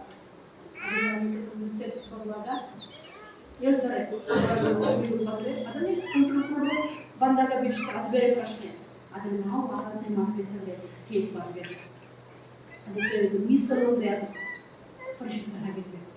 ಆದರೆ ಇವತ್ತು ಈ ಪರಿಶುದ್ಧ ಆರಾಧನೆಯಲ್ಲಿ ನಾವು ಯಾವ ರೀತಿಯಲ್ಲಿ ದೇವರನ್ನು ಆರಾಧಿಸ್ತಾ ಇದ್ದೇವೆ, ಯಾವ ಯಾವ ರೀತಿ ದೇವರನ್ನು ಆರಾಧಿಸಬೇಕು? ಯಾಕೆ ಆರಾಧಿಸಬೇಕು? ಯಾಕೆ ಆರಾಧಿಸಬೇಕು? ಅದು ನಮಗೆ ಕೊಡಲ್ಪಟ್ಟಂತ ಆರಾಧನೆ ಮಾಡಲೇಬೇಕು. ಸಬ್ಬತ್ ದಿನವನ್ನ ದೇವರದಿಂದಲೂ ಆಚರಣೆಗೆ ತರುವುದರಲ್ಲಿ ಜ್ಞಾಪಕಬೇಕು. ಆದ್ರೆ ಇಲ್ಲಿ ನೋಡುವಾಗ ಶಿಷ್ಯರು ನಾನು ಹೇಳಿದಲ್ಲ ಕಾನ್ಸ್ಟಂಟೈನ್ ಅದು ಚರಿತ್ರೆ, ಅದು ಯಾಕೆ ಭಾನುವಾರದಲ್ಲಿ ನಾವು ಆರಾಧನೆ ಮಾಡ್ತಾ ಇದ್ದೇವೆ? ಇದು ದೇವರಿಗೆ ಮೀಸಲಾದ. ಅದರಿಂದ ನಾವು ಆರಾಧನೆ ಮಾಡಿದಾಗ ಮಾತ್ರ ಆದಷ್ಟು ನಾನು ಹೇಳ್ತೀನಲ್ಲ, ಭಾನುವಾರ ಹೊತ್ತು ದೇವರಿಗೆ ಮೀಸಲಾದ ದಿನ. ಆದಷ್ಟು ಯಾವ ಕಾರ್ಯನ ಆತನು ಹೇಳ್ತಾರಲ್ಲ, ಅವತ್ತು ಇಸ್ರಾಯೇಲ್ಗೆ ಆತನ ಅಪ್ಪಣೆ ಕೊಟ್ಟು ಸಬ್ಬತ್ತಿನಲ್ಲಿ ಅವರು ಹಿಂದೊಂದು ದಿನವೇ ಅಡುಗೆ ಮಾಡ್ಕೊಳ್ಬೇಕಾಗಿತ್ತು. ಆ ದಿನ ಏನು ಮಾಡಬಾರ್ದಾಗಿತ್ತು. ಕುಟುಂಬದವರೊಟ್ಟಿಗೆ ಸಂತೋಷದಿಂದ ಕೂತು 6 ದಿನ ದುಡಿಬೇಕಲ್ಲ. 7ನೇ ದಿನದಲ್ಲಿ ದೇವರನ್ನ ಆರಾಧನೆ ಮಾಡಿ ಕುಟುಂಬದೊಟ್ಟಿಗೆ ನೀವೇನಾಗಿರ್ಬೇಕು? ಪ್ರೀತಿ ಅನ್ಯೋನ್ಯತೆಯಿಂದ ಇರಬೇಕು. ಪ್ರೀತಿ ಅನ್ಯೋನ್ಯತೆಯಿಂದ ಇರಬೇಕು. ದೇವರನ್ನ ಸ್ಮರಿಸುತ್ತಾ ಈ ಕುಟುಂಬ ನಾವು ದೇವರಿಗೆ ಮೀಸಲಾದ ಕುಟುಂಬವಾಗಿ, ಈ ಕುಟುಂಬವಾಗಿ ದೇವರಿಗೆ ಮೀಸಲಾಗಿರಬೇಕು. ವ್ಯಕ್ತಿಗಳಾಗಿ ಮಾತ್ರವಲ್ಲ, ನೀವು ದೇವರಿಗೆ ನಿಮ್ಮ ಕುಟುಂಬವಾಗಿ ನೀವು ಪರಿಶುದ್ಧರಾಗಿರ್ಬೇಕು. ನಿಮ್ಮ ಕುಟುಂಬ ಪರಿಶುದ್ಧವಾಗಿರ್ಬೇಕು. ನಿಮ್ಮ ಕುಟುಂಬ ನೀವು ಪರಿಶುದ್ಧರಾಗಿಲ್ಲ, ನಿಮ್ಮ ಕುಟುಂಬ ಪರಿಶುದ್ಧವಾಗಿದೆಯಾ? ದೇವರು ಅದನ್ನು ಅಪೇಕ್ಷೆ ಮಾಡ್ತಾರೆ. ಆಗ ನೀವು ಲೋಕಕ್ಕೆ ಹೋಗುವಾಗ ಆಶೀರ್ವಾದ, ನೀವು ಇರುವಂಥ ಸ್ಥಳಗಳಲ್ಲಿ ಇಸ್ರಾಯೇಲ್ಗೆ ಹೋದ ಕಡೆಯಲ್ಲ ಆಶೀರ್ವಾದ. ಯಾವಾಗ ದೇವರಿಗೆ ವಿಧೇಯರಾಗ್ತೀವೋ ಅಲ್ಲೆಲ್ಲ ಆಶೀರ್ವಾದ. ಅದನ್ನು ದೇವರನ್ನು ಆರಾಧಿಸುವಾಗ ಆತ್ಮೀಯ ರೀತಿಯಲ್ಲಿ ಸತ್ಯಕ್ಕೆ ತಕ್ಕ ಹಾಗೆ ಮಾತ್ರ ಆಗಲ್ಲ, ನಾವು ವಿವೇಕಪೂರ್ವಕವಾಗಿ ಮಾತ್ರಲ್ಲ, ಸಜೀವ ಯಜ್ಞವಾಗಿ ಮೀಸಲಾಗಿ ಆತನಿಗೆ ಆರಾಧನೆ ಮಾಡಬೇಕು. ಆದ್ದರಿಂದ ಜೀವ ಇರಬೇಕು. ನಮ್ಮ ಆರಾಧನೆಯಲ್ಲಿ ಜೀವ ಇರಬೇಕು. ಸಜೀವ ಅಂದ್ರೆ ಸಜೀವ ಅಂದ್ರೆ ಏನು? ಏನು? ಜೀವ ಇರುವಂಥದ್ದು. ಸತ್ತವರಲ್ಲ, ಸಜೀವರನ್ನು ನಾವು ಸಂಪೂರ್ಣವಾಗಿ ನಮ್ಮನ್ನು ತೊಡಗಿಸಿಕೊಳ್ಳಬೇಕು. ನಮ್ಮ ದೇವರು ಜೀವಿಸುವಂಥ ದೇವರಾಗಿರುವ ನಮ್ಮ ಆರಾಧನೆ ಜೀವವಾಗಿರಬೇಕು. ಅದರಲ್ಲಿ ಆಸಕ್ತಿ ಇರಬೇಕು, ಅದರಲ್ಲಿ ಮೀಸಲಿರಬೇಕು, ಅದರಲ್ಲಿ ಭಕ್ತಿ ಇರಬೇಕು, ಅದರಲ್ಲಿ ಯಥಾರ್ಥತೆ ಇರಬೇಕು, ಅದರಲ್ಲಿ ಪರಿಶುದ್ಧತೆ ಇರಬೇಕು. ಅದರಲ್ಲಿ ಯಾವ ದೇವರನ್ನು ಆರಾಧಿಸ್ತೀವಿ, ಹೇಗೆ ಆರಾಧಿಸ್ತಿದ್ರೆ, ಯಾಕೆ ಆರಾಧಿಸಬೇಕು? ಆರಾಧನೆ ಮಾಡಬೇಕಾದ್ರೆ ಏನಾಗ್ತಾ ಇದೆ? ಆರಾಧನೆ ಮಾಡುತ್ತಿದೆ ಶುಭ ಕೃಪೆಯನ್ನು ನಿಮ್ಮನ್ನು ಈ ವಾರದಲ್ಲಿ ನಿಂಬಾಲಿಸಿ, ಶುಭ ಕೃಪೆ ನಿಮ್ಮನ್ನು ನಿಂಬಾಲಿಸಿ, ನೀವು ದೇವರಿಗೆ ವಿಧೇಯರಾಗಿ ಜನರಾಗಿ ಇಡೀ ವಾರ ಇಡೀ ತಿಂಗಳು ನಿಮಗೆ ಶುಭವು ಕೃಪೆಯನ್ನು ಬಾರಿಸ್ತದೆ. ಅದನ್ನ ಕರ್ತನ ಪ್ರೀತಿ ದೇವರ ದಿನವನ್ನ ದೇವರದನ್ನ ದೇವರಿಗೆ ಕೊಟ್ಟರೆ, ದೇವರದನ್ನ ದೇವರಿಗೆ ಕೊಟ್ಟರೆ. ಯೇಸು ಸ್ವಾಮಿ ಹತ್ರ ಏನ್ ಮಾಡ್ತಾರೆ? ಕಂದಾಯ ಕೊಡುವಂಥದ್ದು, ಕೊಡೋದು ಒಳ್ಳೇದು ಬೇಡವಾ? ಕ್ರೈಸ್ತರನ್ನ ಈ ಸಮಯ ಯಾರ್ದು? ಮೀಸಲಾಗಿ ಯಾರು ಮೀಸಲು ದೇವ್ರದನ್ನು ದೇವ್ರಿಗೆ ಕೊಡ್ರಿ, ನಿಮ್ದನ್ನ ನೀವು ಕೊಡ್ರಿ, ದೇವ್ರದನ್ನು ದೇವ್ರಿಗೆ ಕೊಡ್ರಿ. ದೇವರೇ ಕೊಟ್ಟಿರೋದು ನಿಮ್ಮಿಂದ ಕೇಳ್ತದೆ, ನನ್ನ ಸಮಯ ಕೊಡ್ರಿ. ಕೊಡ್ಲಿಲ್ವಾ ಏನಾಗಲ್ಲ? ನೆಮ್ಮದಿಯಾಗಿರಲ್ಲ, ನೆಮ್ಮದಿಯಾಗಿರಲ್ಲ ಖಂಡಿತವಾಗಿ. ನೀವು ದೇವರಿಗೆ ಎಲ್ಲವನ್ನ, ದೇವರಿಗೆ ಏನು ಅಪೇಕ್ಷೆ ಮಾಡ್ತಾನೆ ಅದನ್ನು ಕೊಟ್ಟು ನೋಡ್ರಿ. ಆಮೇಲೆ ನನ್ನನ್ನು ಪರೀಕ್ಷೆ ಮಾಡಿಕೊಳ್ಳಿ ಅಂತ ನೀವು ಕೊಟ್ಟು ನೋಡ್ರಿ. ಚಾಲೆಂಜ್ ಮಾಡ್ತಾನೆ ದೇವರು, ನೀವು ಕೊಟ್ಟು ನೋಡ್ರಿ, ಆಮೇಲೆ ನೋಡ್ರಿ ಅಂತ. ನಾವು ಕೊಡುವುದರಲ್ಲಿ ದೇವರಿಗೆ ಮೊದಲು ನಾವು ಮೀಸಲಾಗಿ ಸಜೀವ ಯಜ್ಞವಾಗಿ ಆತನನ್ನು ಆರಾಧಿಸುವುದಕ್ಕೆ ಕೊಡೋಣ. ಆಮೇಲೆ ಮಿಕ್ಕಿದ್ದು ಒಂದು ನಮ್ಮ ದೇಹ ಸಜೀವ ಯಜ್ಞವಾಗಿ ಪರಿಶುದ್ಧವಾಗಿ ಆತನಿಗೆ ನಮ್ಮನ್ನು ಸಂಪೂರ್ಣವಾಗಿ ಆರಾಧಿಸಿಕೊಂಡು ಆತನನ್ನು ಆರಾಧಿಸಬೇಕು. ಅಂತ ಆರಾಧನೆ ನಾವು ಏನು ಮಾಡ್ಲಿಕ್ಕೆ ಆಗುವಾಗ ದೇವರು ನಾವು ಯಾವ ರೀತಿ ದೇವರನ್ನು ಆರಾಧನೆ ಮಾಡ್ತಾ ಇದ್ದೇವೆ, ಯಾವ ರೀತಿ ಆರಾಧನೆ ಮಾಡ್ತಾ ಇದ್ದೇವೆ. ಆರಾಧನೆ ಮಾಡಲಿಕ್ಕೆ ಸಮಯ ಕೊಡೋದಲ್ಲ. ಏನಾಯ್ತು ಯಾರಿಗೆ? ಪರಮನಿಗೆ ಅವನ ಎಲ್ಲ ದನಗಳು ಎಲ್ಲ ಸಿಕ್ಕಿರ್ತದೆ. ನಾವು ದೇವರ ಸಮಯ ದೇವರಿಗೆ ಕೊಡದೆ ಹೋದರೆ ನಮ್ಮ ಜೀವನದಲ್ಲಿ ಶಾಂತಿ ಸಮಾಧಾನ. ಆದ್ದರಿಂದ ಎಂಥ ಕೆಲಸ ಇತ್ತು ಏನೇ ಇದ್ರು ನಿಮ್ಮಿಷ್ಟ, ನಾನು ಬಲವಂತ ಮಾಡಲ್ಲ. ಭಾನುವಾರನೇ ಫಂಕ್ಷನ್ ಇಟ್ಕೊತೀನಿ ಅಂದ್ರೆ ಇಟ್ಕೊಳ್ಳಿ, ನಿಮ್ಮಿಷ್ಟ. ಕರಿತೀರಾ ಬರ್ತೀವಿ, ಆದ್ರೆ ಆದಷ್ಟು ಭಾನುವಾರ ರಜಾ ಹಾಕ್ರಿ. ಎರಡು ಮದುವೆಗೂ ಎರಡಾರು ನೆಂಟರನ್ನು ಕರೆದ್ರೆ ನೀವು ರಜಾ ಹಾಕ್ಬಿಟ್ಟು ಹೋಗಲ್ವಾ? ಚರ್ಚಿಗೆ ಮಾತ್ರ ನಿಮಗೆ ಆವತ್ತು ಮಾತ್ರ ಎಲ್ಲೂ ಬರ್ತಾರೆ, ಬರ್ತಾರೆ, ದೇವ್ರು ಬಂದ್ರೆ ಸಾಕಲ್ವಾ? ದೇವ್ರ ಆಶೀರ್ವಾದ ಇದ್ರೆ ಸಾಕು, ಮಕ್ಕಳು ಚೆನ್ನಾಗಿ ಬದುಕ್ತಾರೆ. ಯಾಕೆ ಗೊತ್ತಾ? ಇವತ್ತು ನಮಗೆ ಆಶೀರ್ವಾದ ದೇವರಿಂದ ದೇವರಿಗೆ ಕೊಡದೇ ಇರೋದ್ರಿಂದ ನಮಗೆ ಆಶೀರ್ವಾದ ಕಡಿಮೆ. ದೇವ್ರದನ್ನ ದೇವ್ರಿಗೆ ಕೊಡ್ರಿ, ನಿಮ್ಮದನ್ನ ನೀವು ಇಟ್ಕೊಡ್ರಿ. ಆಗ ನೋಡ್ರಿ ನಿಮ್ಮ ಮನೆಯಲ್ಲಿ ಶಾಂತಿ ಸಮಾಧಾನ. ದೇವರಿಗೆ ಆರಾಧನೆ ಯಾವ ರೀತಿ ಮಾಡಬೇಕು, ಯಾಕೆ ಮಾಡಬೇಕು, ಹೇಗೆ ಮಾಡಬೇಕು, ಹಾಗೆ ಮಾಡಲಿಕ್ಕೆ ನಮಗೆ ದೇವರಿಗೆ ಆಶೀರ್ವಾದ ಪ್ರಾರ್ಥನೆ ಮಾಡೋಣ. ಕೃಪೆಯುಳ್ಳ ದೇವರೇ, ನಾವು ನಿನಗೆ ಮೀಸಲಾಗಿಯೂ ಸಜೀವ ಯಜ್ಞವಾಗಿಯೂ ಪರಿಶುದ್ಧ ಜನರಾಗಿಯೂ ಇರಲಿಕ್ಕೆ ಆಗುವುದಿಲ್ಲ. ಯೇಸುಗೋಸ್ಕರ ನಮ್ಮ ಪ್ರಾರ್ಥನೆ ಕೇಳಿದಕ್ಕೋಸ್ಕರ ಸ್ತೋತ್ರ ತಂದೆಯೇ. ಆಮೆನ್.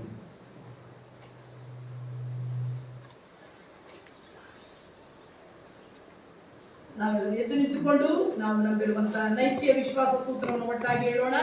ಆರಾಧಕರ ಪುಸ್ತಕ 26ನೇ ಪುಟದಲ್ಲಿರುವಂತಹ ನೈಸ್ಯ ವಿಶ್ವಾಸ ಸೂತ್ರವನ್ನು ಒಟ್ಟಾಗಿ ಹೇಳೋಣ. ಸರ್ವಶಕ್ತನಾದ ತಂದೆಯಾಗಿರುವ ಒಬ್ಬನೇ ದೇವರನ್ನು ನಂಬುತ್ತೇನೆ. ಆತನು ಪರಲೋಕ ಭೂಲೋಕಗಳನ್ನು ಎಲ್ಲಾ ವಸ್ತುಗಳನ್ನು ಉಂಟು ಮಾಡುವವನಾಗಿದ್ದಾನೆ. ಒಬ್ಬನೇ ಕರ್ತನಾದ ಯೇಸು ಕ್ರಿಸ್ತನನ್ನು ನಂಬುತ್ತೇನೆ. ಈತನ ಆದಿಯಿಂದಲೇ ದೇವರೇ ಪುತ್ರನು, ದೇವರಿಂದ ದೇವರು, ಪರಂಜ್ಯೋತಿಯಿಂದ ಪರಂಜ್ಯೋತಿಯು, ಸಾಕ್ಷಾತ್ ದೇವರಿಂದ ಸಾಕ್ಷಾತ್ ದೇವರಾಗಿದ್ದಾರೆ. ಈತನು ಸೃಷ್ಟಿಯಾದ ದೇವರ ನಿತ್ಯ ಪುತ್ರನೇ. ತಂದೆಯ ತತ್ವವು ಈತನ ತತ್ವವೇ. ಈತನ ಮೂಲಕವಾಗಿ ಸಮಸ್ತವು ಉಂಟಾಯಿತು. ಈತನು ಮನುಷ್ಯರ ನಮಗೆ ಜೀವನ ಬಯಸಿ ನಮ್ಮ ರಕ್ಷಣಾರ್ಥವಾಗಿ ಪರಲೋಕದಿಂದ ಇಳಿದು ಪವಿತ್ರಾತ್ಮನಿಂದ ಕನ್ಯೆಯಲ್ಲಿ ದೇಹ ಧರಿಸಿಕೊಂಡು ಮನುಷ್ಯನಾದನು. ನಮಗೋಸ್ಕರ ಶಿಲುಬೆಗಿಳಿಯಲ್ಪಟ್ಟು ಬಾಧೆಯನ್ನು ಅನುಭವಿಸಿ ಸಮಾಧಿಯನ್ನು ಇಡಲ್ಪಟ್ಟನು. ವೇದೋಕ್ತಿಗೆ ಅನುಸಾರವಾಗಿ ಮೂರನೇ ದಿನದಲ್ಲಿ ಎದ್ದು ಬಂದು ಪರಲೋಕಕ್ಕೆ ಹೇರಿ ಹೋಗಿ ತಂದೆಯ ಬಲಗಡೆ ನಿಂತುಕೊಂಡಿದ್ದಾನೆ. ಇದನ್ನು ತಿರುಗಿ ವೈಭವದಲ್ಲಿ ಬಂದು ಬದುಕುಳಿದ ಸತ್ಯವನ್ನು ನ್ಯಾಯೀರಿಸುತ್ತಾನೆ. ಈತನ ರಾಜ್ಯಕ್ಕೆ ಅಂತ್ಯವೇ ಇಲ್ಲ. ಪವಿತ್ರಾತ್ಮ ನಂಬುತ್ತೇನೆ. ಈತನು ಕರ್ತನು, ಜೀವದಾಯಕನು, ತಂದೆಯಿಂದಲೂ ಮಗನಿಂದಲೂ ಕೊಡುವವನು, ತಂದೆಯೂ ಮಗನಿಗೆ ಸಲ್ಲಿಸುವಂತ ಆರಾಧನೆಯನ್ನು ಗರ್ಭನ ಹೊಂದುವನು, ಪ್ರವಾದಿಗಳ ಮೂಲಕ ನಂಬಿದವನು ಆಗಿದ್ದಾನೆ. ಪವಿತ್ರವಾಗಿಯೂ ಸರ್ವಸಾಧಾರಣವಾಗಿಯೂ ಅಪೊಸ್ತಲರ ಸ್ಥಾಪಿತವಾಗಿಯೂ ಇರುವ ಒಂದೇ ಸಭೆ ಎಂದು ನಂಬುತ್ತೇನೆ. ಪಾಪ ಪರಿಹಾರಕ್ಕಾಗಿ ಒಂದೇ ದೀಕ್ಷಾಸ್ನಾನ ಉಂಟೆಂದು ಒಪ್ಪಿಕೊಡುತ್ತೇನೆ. ಸತ್ತವರ ಪುನರುತ್ಥಾನವನ್ನು ದಯಮಾಡಿ ಸಭೆಯಲ್ಲಿ ಕೂತ್ಕೊಳ್ಳಿ. ಸಭಾ ಪ್ರಕಟಣೆಯನ್ನು ಕೇಳೋಣ.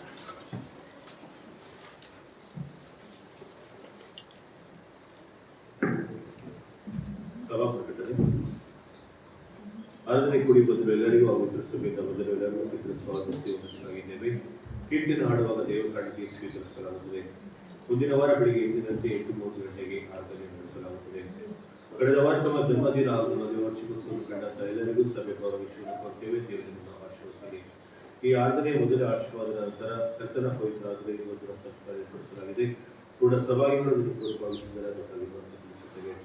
ಈ ವಾರದಲ್ಲಿ ಆಲಯವನ್ನು ಸ್ವಚ್ಛಗೊಳಿಸಿದವರು ಸಾಮ್ವೇಲ್ ಅವರ ಕುಟುಂಬದವರು, ಕರ್ತಾನೆ ಅವರ ಕುಟುಂಬವನ್ನು ಆಶೀರ್ವದಿಸಲಿ. ಕಳೆದ ವಾರ ಕಾಣಿಕೆ ಒಟ್ಟು ವಿವರ: ಚೀಲದಿಂದ ಬಂದ ಕಾಣಿಕೆ 720, ಚೀಲದಿಂದ ಬಂದ ಕಾಣಿಕೆ 720. ನಮ್ಮ ಕಾಣಿಕೆಯನ್ನು ನಾವು ಕೂಡಿಸುವ ಹಾಗೆ ಆಡುವಂತ ಜ್ಞಾನ ಕೀರ್ತನೆ 19ನೇ ಜ್ಞಾನ ಕೀರ್ತನೆಯನ್ನು ಮಾಡೋಣ. 19ನೇ ಜ್ಞಾನ ಕೀರ್ತನೆ. ಸುಂದರ ರಕ್ಷಕನೇ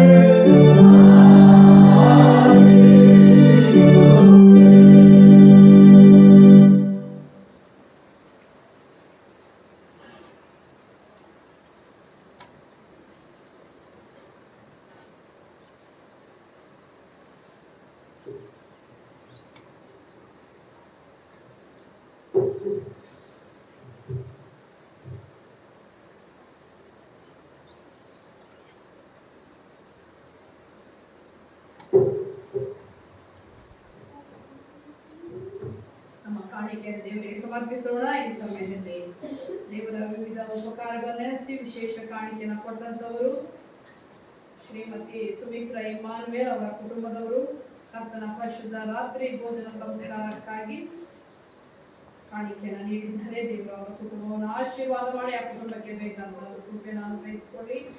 ಶ್ರೀಯುತ ಮಧುಕುಮಾರ್ ಅವರು ದಶಮಾಂಶದ ಕಾಣಿಕೆಯಾಗಿ 1000 ರೂಪಾಯಿಗಳನ್ನು ಕಾಣಿಸಿಕೊಂಡಿದ್ದಾರೆ. ದೇವರ ಕುಟುಂಬವನ್ನು ಆಶೀರ್ವಾದ ಮಾಡಲಿ. ಶ್ರೀಯುತ ರಾಬಿನ್ ಅವರ ಕುಟುಂಬದವರು ಕೃತಜ್ಞತಾ ಕಾಣಿಕೆಯನ್ನು ಕಾಣಿಸಿಕೊಂಡಿದ್ದಾರೆ. ದೇವರ ಕುಟುಂಬವನ್ನು ಆಶೀರ್ವಾದ ಮಾಡಲಿ. ಶ್ರೀಮತಿ ರೀನಾ ಬೆರ್ಸಿ ವಿಜಯ್ ಅವರ ಕುಟುಂಬದವರು ತಮ್ಮ ನಾಳೆ ಒಂದು ವೆಡ್ಡಿಂಗ್ ಆನಿವರ್ಸರಿ ಅದರ ಕೃತಜ್ಞತಾ ಕಾಣಿಕೆ ಕಾಣಿಸಿಕೊಂಡಿದ್ದಾರೆ. ದೇವರ ಮಕ್ಕಳ ಕುಟುಂಬ ಜೀವನವನ್ನು ಆಶೀರ್ವಾದ ಮಾಡಲಿ. ಶ್ರೀಯುತ ರೋಸ್ಮೇರಿ ಅವರು ದಿವಂಗತ ಅವರ ಯಜಮಾನರು ಡಿ ಕ್ರೂಸ್ ಅವರ ನೆನಪಿನಲ್ಲಿ ಕೃತಜ್ಞತಾ ಕಾಣಿಕೆ 1000 ರೂಪಾಯಿಗಳನ್ನು ಕಾಣಿಸಿಕೊಂಡಿದ್ದಾರೆ. ದೇವರ ಅವರ ಕುಟುಂಬವನ್ನು ಆಶೀರ್ವಾದ ಮಾಡಲಿ. ಲಕ್ಷ್ಮಿ ಕೇಸಿ ಅವರು ತಮ್ಮ ಕುರಿಮರಿ ಗಂಡು ಮರಿಯನ್ನು ಹಾಕಿದ್ದರಿಂದ ಕೃತಜ್ಞತಾ ಕಾಣಿಕೆಗೆ 500 ರೂಪಾಯಿಗಳನ್ನು ಕಾಣಿಸಿಕೊಂಡಿದ್ದಾರೆ. ದೇವರು ಅವರ ಎಲ್ಲ ಇದನ್ನು ಆಶೀರ್ವಾದ ಮಾಡಿ ನಡೆಸಲಿ. ಅವರು ಸಾಕುವಂತ ಪ್ರಾಣಿಗಳನ್ನ ಶ್ರೀಮತಿ ದಿವಂಗತ ಶಾಂತಮ್ಮ, ದಿವಂಗತ ಸುಧೀರ್ ಅವರ ಹೆಸರಿನಲ್ಲಿ ಅವರ ಕುಟುಂಬ ವರ್ಗದವರು 5000 ರೂಪಾಯಿಗಳನ್ನ ಬಿಲ್ಡಿಂಗ್ ಫಂಡಿಗಾಗಿ ಕೊಟ್ಟಿದ್ದಾರೆ. ದಿವಂಗತವರ ಆ ಕುಟುಂಬಗಳನ್ನ ದೇವರು ಆಶೀರ್ವಾದ ಮಾಡಿ ನಡೆಸಲಿ. ಲೇಟ್ ಜಾನ್ ಕ್ರಿಸ್ತ ನಂದ ಶ್ರೀಮತಿ ಕಾಂತಮ್ಮನವರ ಪತಿಯವರು ಅವರ ಜ್ಞಾಪಕಾರ್ಥದ ನಿಮಿತ್ತವಾಗಿ 2025 ಆ ನೆನಪಿನಲ್ಲಿ ಅವರು ಕೃತಜ್ಞತಾ ಕಾಣಿಕೆಗಳನ್ನು ಕಾಣಿಸಿಕೊಂಡಿದ್ದಾರೆ. ದೇವರು ಕಾಂತಮ್ಮನವರಿಗೆ ಬೇಕಾದಂಥ ಶಾಂತಿ ಸಮಾಧಾನ, ಅವರ ಮಗನಿಗೆ ಬೇಕಾದಂಥ ಆರೋಗ್ಯವನ್ನು ಕೊಟ್ಟು ನಡೆಸಲು ಪ್ರಾರ್ಥನೆ ಮಾಡೋಣ. ನಮ್ಮ ಕಾಣಿಕೆಯನ್ನು ಇವರೆಲ್ಲರ ವಿಶೇಷ ಕಾಣಿಕೆಯನ್ನು ದೇವರಿಗೆ ಸಮರ್ಪಿಸೋಣ. ದೇವರಿಗೆ ಸಂತೋಷವಾಗಿ ಕೊಡುವ ಮೇಲೆ ನಿಮಗೆ ಪ್ರೀತಿ ಉಂಟು. ದೇವರೇ, ನಾವೆಲ್ಲರೂ ಜೀವಿತರ ಸಂಖ್ಯೆಯಲ್ಲಿ ಉಳಿದು ಪವಿತ್ರ ಆರಾಧನೆಯಲ್ಲಿ ಭಾಗಿಗಳಾಗಿ ನಮ್ಮ ಕೈಲಾದದ್ದನ್ನ ನಿನ್ನ ಪವಿತ್ರ ಸೇವೆಗೆ ಕೊಡುವಂತ ಮನಸ್ಸನ್ನ ನಮ್ಮೆಲ್ಲರಿಗೆ ಅನುಗ್ರಹಿಸಿಕೊಟ್ಟದಕ್ಕೋಸ್ಕರ ಸ್ತೋತ್ರ ಹೇಳ್ತೇವೆ. ಇಲ್ಲಿ ಕಾಣಿಸಿಕೊಂಡಂತ ಒಂದೊಂದು ಪ್ರಾಣಾತ್ಮ ಶರೀರವನ್ನು ಅವರು ಸಮರ್ಪಿಸಿದ ಕಾಣಿಕೆಯನ್ನು ಆಶೀರ್ವಾದ ಮಾಡು. ಕಾಣಿಸಿಕೊಳ್ಳಿಕ್ಕಾಗದಂತ ಮಕ್ಕಳು ಯಾಕೆ ಕಾಣಿಸಿಕೊಳ್ಳಿಲ್ವೋ ಮುಂದಿನ ವಾರದಲ್ಲಿ ನಿನ್ನ ಬಳಿಗೆ ಅವರನ್ನು ಕರ್ಕೊಂಡು ಬಾ ಸ್ವಾಮಿ ಎಂಬುದಾಗಿ ನಿನ್ನಲ್ಲಿ ಸ್ವಾಮಿ ದೀನತೆಯಿಂದ ಪ್ರಾರ್ಥಿಸ್ತೇವೆ. ಈ ಸಮಯದಲ್ಲಿ ಕರ್ತನೆ ಶ್ರೀಮತಿ ಸುಮತಿ ಇಮ್ಮಾನುವೇಲ್ ಅವರ ಕುಟುಂಬಕ್ಕೋಸ್ಕರ ಬೇಡ್ತೇವೆ ಸ್ವಾಮಿ. ನಮ್ಮ ಆಲಯಕ್ಕೆ ಮುಂದಿನ ತಿಂಗಳುಗಳಲ್ಲಿ ಕರ್ತನ ಪವಿತ್ರ ಭೋಜನಕ್ಕೆ ಬೇಕಾದಂತ ಸ್ವಾಮಿ ರೊಟ್ಟಿ ಮತ್ತು ದ್ರಾಕ್ಷಾರಸವನ್ನು ತೆಗೆದುಕೊಳ್ಳುವುದಕ್ಕೆ ಅವರು ಪ್ರೀತಿಯಿಂದ ಕುಟುಂಬದಿಂದ ಕೊಟ್ಟಂತ ಈ ಕಾಣಿಕೆಯನ್ನು ನಿನ್ನ ಆಶೀರ್ವಾದ ಮಾಡು ಸ್ವಾಮಿ. ಸುಮಿತ್ರಮ್ಮನವರನ್ನ ನೀನು ಆಶೀರ್ವಾದ ಮಾಡಿ ಅವರ ಕುಟುಂಬಕ್ಕೆ ಯಾವ ರೀತಿಯ ಆಶೀರ್ವಾದ ಬೇಕು ಅದನ್ನ ನೀನು ಅನುಗ್ರಹಿಸಿಕೊಟ್ಟು ನಡೆಸು ಎಂಬುದಾಗಿ ಬೇಡ್ತೇವೆ ಸ್ವಾಮಿ. ಅವರ ಜೀವನದಲ್ಲಿ ಅವರಿಗೆ ಕೊಟ್ಟಂತ ಎಲ್ಲ ಆಶೀರ್ವಾದಗಳಿಗೋಸ್ಕರ ಸ್ತೋತ್ರ. ಮುಂದಿನ ದಿನಗಳಲ್ಲಿ ಸ್ವಾಮಿ ಅವರು ನಿನ್ನಿಂದ ಏನನ್ನ ಅಪೇಕ್ಷೆ ಮಾಡ್ತಾರೋ ಸ್ವಾಮಿ ಅದನ್ನ ಅವರ ಜೀವನದುದ್ದಕ್ಕೂ ಇದುವರೆಗೆ ಅನುಗ್ರಹಿಸಿಕೊಟ್ಟ ಹಾಗೆ ಮುಂದೆಯೂ ಅನುಗ್ರಹಿಸಿಕೊಟ್ಟು ನಡೆಸು ಸ್ವಾಮಿ. ಅವರಿಗೆ ಕೊಟ್ಟಂತ ಅವರ ಎಲ್ಲ ಕುಟುಂಬ ಜೀವನವನ್ನ ನಿನ್ನ ಕೃಪೆಯಿಂದ ನಿನ್ನ ಆಶೀರ್ವಾದಗಳಿಂದ ನಿನ್ನ ನಡೆಸುವಿಕೆಯಿಂದ ತುಂಬಿಸು ಎಂಬುದಾಗಿ ಬೇಡ್ತೇವೆ. ನಿನ್ನ ಆಶೀರ್ವಾದ ಕುಟುಂಬದ ಮೇಲೆ ಸ್ವಾಮಿ. ಅದೇ ರೀತಿಯಲ್ಲಿ ಮಧುಕುಮಾರ್ ಅವರ ಕುಟುಂಬದವರು ದಶಮಾಂಶದ ಕಾಣಿಕೆಗಳನ್ನು ಕಾಣಿಸಿಕೊಂಡಿದ್ದಾರೆ ಸ್ವಾಮಿ. ಅದಕ್ಕೋಸ್ಕರ ಸ್ತೋತ್ರ ಹೇಳ್ತೇವೆ. ಮಧು ಅವರನ್ನ ಆಶೀರ್ವಾದ ಮಾಡು. ಕೊಟ್ಟಂತ ಪತ್ನಿ ಯಶೋಧ ಮತ್ತು ಮಕ್ಕಳಂತ ಸಾಮು ಮತ್ತೆ ಸಂಜೆಗೋಸ್ಕರ ಬೇಡ್ತೇವೆ ಸ್ವಾಮಿ. ಮಧುಕುಮಾರ್ ಅವರಿಗೆ ಕೊಟ್ಟಂತ ಕೆಲಸಕ್ಕೋಸ್ಕರ ಸ್ತೋತ್ರ. ಪರಿಸ್ಥಿತಿಗಳು ಸರಿ ಇಲ್ಲದೆ ಹೋದ್ರು ಕರ್ತನೆ ನೀನು ಯಾವಾಗಲೂ ಸ್ವಾಮಿ ಒಳ್ಳೆಯವನಾಗಿರುವುದರಿಂದ ಯಾವಾಗಲೂ ಒಳ್ಳೆಯದನ್ನು ಅವರಿಗೆ ಮಾಡುವಂತ ದೇವರಾಗಿದೆ ಸ್ವಾಮಿ. ಕಾರ್ಮೋಡದಂತೆ ಕಷ್ಟಗಳು ನಮ್ಮನ್ನ ಮುಸುಕಿಕೊಂಡರು ಮುಂಜಾನೆ ಅಷ್ಟಧ್ವನಿ ಕೇಳಿಸುವ ಹಾಗೆ ನಿನ್ನ ಕೃಪೆ ಅವರನ್ನು ಆವರಿಸಿಕೊಳ್ಳುವ ಹಾಗೆ ನಡೆಸು. ಬರುವಂತ ಎಲ್ಲ ಕಷ್ಟಗಳಲ್ಲಿ ನಿನ್ನೇ ಹಾಕಿಕೊಂಡು ಬದುಕುವುದನ್ನು ಅವರು ಕಲ್ತಿದ್ದಾರೆ ಸ್ವಾಮಿ. ನೀನೇ ಅವರ ಕೆಲಸಗಳಲ್ಲಿ ಬೇಕಾದಂತ ಅಭಿವೃದ್ಧಿಯನ್ನ ಆಶೀರ್ವಾದವನ್ನ ಅನುಗ್ರಹಿಸಿ ಎಲ್ಲ ಅಪಾಯಗಳ ತಪ್ಪಿಸಿ ನಡೆಸುತ್ತಿರುವುದಕ್ಕೋಸ್ಕರ ಸ್ತೋತ್ರ. ಕೊಟ್ಟಂತ ಪತಿ ಪ್ರಿಯ ಸಹೋದರಿಗೆ ಕೊಟ್ಟಂತ ಆರೋಗ್ಯಕ್ಕೋಸ್ಕರ ಸ್ತೋತ್ರ. ಹೆಚ್ಚಿನ ಆರೋಗ್ಯವನ್ನು ನೀನು ಅನುಗ್ರಹಿಸಿಕೊಂಡು ಕೊಟ್ಟಂತ ಮಕ್ಕಳಂತ ಸಾಮು ಮತ್ತೆ ಸಂಜು ಪರೀಕ್ಷೆಗಳು ಹತ್ತಿರವಾಗ್ತಾ ಇದೆ ಸ್ವಾಮಿ. ಮಕ್ಕಳು ಕಷ್ಟಪಟ್ಟು ಮತ್ತು ಕರ್ತನೆ ಏಕಾಗ್ರತೆಯಿಂದ ತಮಗೆ ಕೊಡಲ್ಪಟ್ಟಂತ ಜವಾಬ್ದಾರಿಯನ್ನು ನಿರ್ವಹಿಸುವ ಹಾಗೆ ನೀನು ಆ ಮಕ್ಕಳಿಗೆ ಸದ್ಬುದ್ಧಿಯನ್ನು ಯಾವಾಗಲೂ ಕೊಟ್ಟು ನಿನ್ನ ಕೃಪೆಯಿಂದ ತುಂಬಿಸಿ ನಡೆಸು ಸ್ವಾಮಿ ಎಂಬುದಾಗಿ ಬೇಡ್ತೇವೆ. ನಿನ್ನ ಕೃಪೆ ಆ ಕುಟುಂಬದ ಮೇಲೆ ಸ್ವಾಮಿ. ಅದೇ ರೀತಿ ಸ್ವಾಮಿ ಅಂತಕ್ಕಂಥ ಕಾಣಿಕೆಗಳಲ್ಲಿ ಕಾಣಿಸಿಕೊಂಡಂತ ಸಹೋದರನ ರಾಬಿನ್ ಸರ್ ಮತ್ತು ಸ್ವಾಮಿ ಶೋಭಾ ಸಿಸ್ಟರ್ ಅವರಿಗೋಸ್ಕರ ಹೇಳ್ತೇವೆ. ಆ ಕುಟುಂಬವನ್ನು ನೀನು ಬಲಾತನಾಗಿದೆ, ಇದುವರೆಗೂ ನೀನು ನಡೆಸಿದ್ದಿ, ಮುಂದೆಯೂ ಅವರನ್ನು ನಡೆಸು ಸ್ವಾಮಿ. ವಿಶೇಷವಾಗಿ ರಾಬಿನ್ ಅವರಿಗೆ ಬೇಕಾದ ಹೆಚ್ಚಿನ ಆರೋಗ್ಯವನ್ನು ನೀನು ಯಾವಾಗಲೂ ಕೊಟ್ಟು ನಡೆಸು ಕರ್ತನೆ. ಅವರು ಮಾಡುವಂಥ ಅವರ ಎಲ್ಲ ಕೆಲಸ ಕಾರ್ಯಗಳಲ್ಲಿ ನಿನ್ನ ಆಶೀರ್ವಾದ, ನಿನ್ನ ಕೃಪೆಯಲ್ಲಿ ಪಟ್ಟಂತ ಪತಿ ಪ್ರಿಯ ಸಹೋದರಿ ಶೋಭಾ, ಪ್ರಿಯ ಸಹೋದರಿಯನ್ನು ಆಶೀರ್ವಾದ ಮಾಡು ಸ್ವಾಮಿ. ಬೇಕಾದಂತ ಎಲ್ಲ ನಿನ್ನ ಕೃಪಾಶೀರ್ವಾದ ಆ ದಂಪತಿಗಳನ್ನು ನೀಡಿ ಸ್ವಾಮಿ. ಅವರ ಜೊತೆಯಲ್ಲಿ ನೀನಿದು ನಡೆಸು. ಕೊಟ್ಟಂತ ಮಕ್ಕಳಂತ ಬೀನಾ ಅವರ ಕುಟುಂಬ, ನೀನಾ ಅವರ ಕುಟುಂಬವನ್ನ, ಕೊಟ್ಟಂತ 4 ಮೊಮ್ಮಕ್ಕಳನ್ನ ನಿನ್ನ ಆಶೀರ್ವಾದ ತುಂಬಿಸಿ ನಡೆಸು. ಯಾವ ಉದ್ದೇಶದಿಂದ ಅವರು ಕೃತಜ್ಞತ ಕಾಣಿಕೆಗಳಲ್ಲಿ ಕಾಣಿಸಿಕೊಂಡಿದ್ದಾರೋ ಅವರ ಇಷ್ಟಾರ್ಥವನ್ನು ಈಡೇರಿಸಿದಕ್ಕೋಸ್ಕರ ಸ್ತೋತ್ರ. ನಿನ್ನ ಕೃಪೆ ಶುಭ ಅವರನ್ನು ಹಿಂಬಾಲಿಸಿದೆ ಸ್ವಾಮಿ. ಅದೇ ರೀತಿ ವೀನಾ ಮೆಸ್ಸಿ ಸ್ವಾಮಿ, ನಾಳೆ ಅವರು ತಮ್ಮ ಜೀವನದಲ್ಲಿ ತಮ್ಮ ದಾಂಪತ್ಯ ಜೀವನದ ಮತ್ತೊಂದು ಹೊಸ ವರ್ಷವನ್ನ ಕಾಣಲಿಕ್ಕಿದ್ದಾರೆ ಸ್ವಾಮಿ. ಆ ಮಕ್ಕಳು ಕರ್ತನೆ ಅವರ ಕುಟುಂಬ ಜೀವನದಲ್ಲಿ ರೀನಾ ಮತ್ತು ವಿಜಯ್ ಅವರನ್ನು ಆಶೀರ್ವಾದ ಮಾಡು ತಂದೆಯಾದವರೇ. ಅವರು ನಿಮಗೆ ಭಯಭಕ್ತಿಗಳ ದಂಪತಿಗಳಾಗಿ ಜೀವನ ಮಾಡ್ಲಿಕ್ಕಾಗುವಾಗಿ ಅವರನ್ನು ನಡೆಸು. ಯಾವಾಗ ನೀನನ್ನು ಆದುಕೊಂಡು ಬದುಕುವಂತ ಮಕ್ಕಳಾಗ್ಲಿಕ್ಕಾಗಕ್ಕೆ ಸಹಾಯ ಮಾಡು. ದೊಡ್ಡ ಪಟ್ಟಣದಲ್ಲಿ ಕರ್ತನೆ ಆ ಮಕ್ಕಳು ಹೋಗುವಾಗ ಬರುವಾಗ ಅವರ ಜೊತೆಯಲ್ಲಿದ್ದು ಅವರಿಗೆ ಸಹಾಯಕನಾಗಿರು. ಕೊಟ್ಟಂತ 2 ಮಕ್ಕಳನ್ನ ನಿನ್ನ ಭಯಭಕ್ತಿಯುಳ್ಳ ಮಕ್ಕಳಾಗಿ ಅವರು ಬೆಳೆಸುತ್ತಾ ನಿನ್ನ ಆಶೀರ್ವಾದಕ್ಕೆ ಪಾತ್ರರಾಗಲಿಕ್ಕಾಗಿ ನಡೆಸು. ವಿಜಯ್ ಅವರ ತಾಯಿ ವೃದ್ಧಾಪ್ಯದಲ್ಲಿದ್ದಾರೆ, ನಿನ್ನನ್ನು ಕಂಡುಕೊಳ್ಳಿಕ್ಕಾಗುವಾಗ ನಡೆಸು.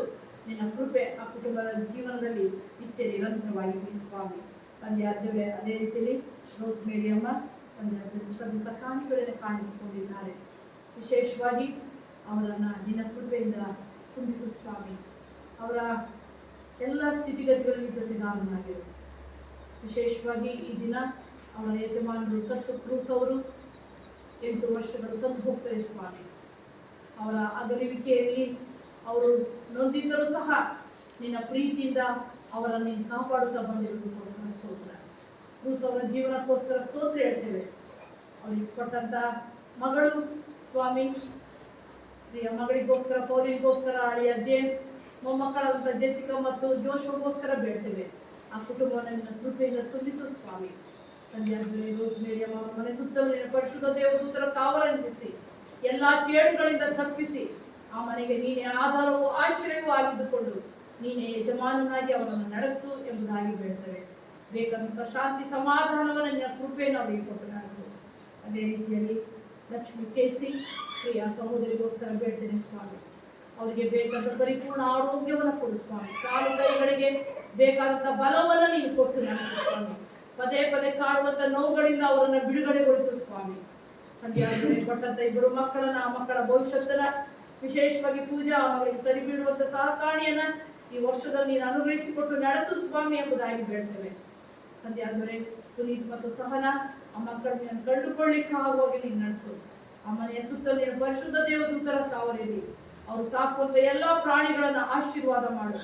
ಅವರ ಸ್ವಾಮಿ ಕುರಿ ಸ್ವಾಮಿ ಗಂಡು ಕುರಿಯನ್ನು ಹಾಕುವ ಹಾಗೆ ನೀನು ನಡೆಸಿದಿ ಸ್ತೋತ್ರ. ನಿನ್ನ ಕೃಪೆಯಿಂದ ಆ ಕುಟುಂಬವನ್ನು ನಿನ್ನ ಕೃಪಾಶೀರ್ವಾದವನ್ನು ತುಂಬಿಸಿ ನಡೆಸಿ ಎಂಬುದಾಗಿ ಬೇಡ್ತೇವೆ.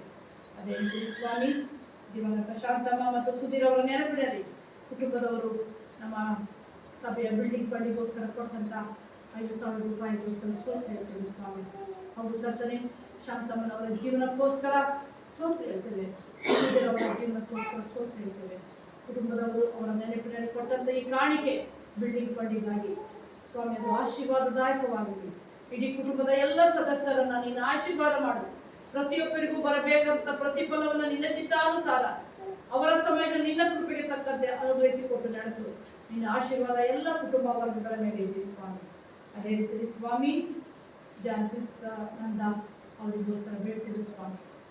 ವಿಶೇಷವಾಗಿ ತಂದೆಯಾದರೆ ಕಾಂತಮ್ಮನವರನ್ನ ನಿನ್ನ ಕೃಪೆಯಿಂದ ತುಂಬಿಸು. ಅವರ ಜೀವನದಲ್ಲಿ ಶಾಂತಿಯನ್ನು ಕೊಡು, ಸಮಾಧಾನವನ್ನು ಕೊಡು. ತಂದೆಯಾದವರೇ ಅವರಿಗೆ ಆರೋಗ್ಯವನ್ನು ಕೊಡು. ಶುಭವೂ ಕೃಪೆಯೂ ಅವರನ್ನು ಹಿಂಬಾಲಿಸಲಿಕ್ಕಾಗಿ ನಡೆಸು. ತಂದೆಯಾದವರೇ ತಮ್ಮ ಪತಿಯ ಸ್ವಾಮಿ ಜ್ಞಾಪಕಾರ್ಥವಾಗಿ ಅವರು ಕೊಟ್ಟಂತ ಈ ಒಂದು ಕಾಣಿಕೆಯನ್ನು ನೀನು ಆಶೀರ್ವಾದ ಮಾಡು ಸ್ವಾಮಿ. ಅವರು ಯಾವುದನ್ನ ನೆನಪು ಮಾಡಿ ಕಾಣಿಕೆಯನ್ನ ತಮ್ಮ ಪತಿಯ ಹೆಸರಿನಲ್ಲಿ ಕೊಟ್ಟಿದ್ದಾರೋ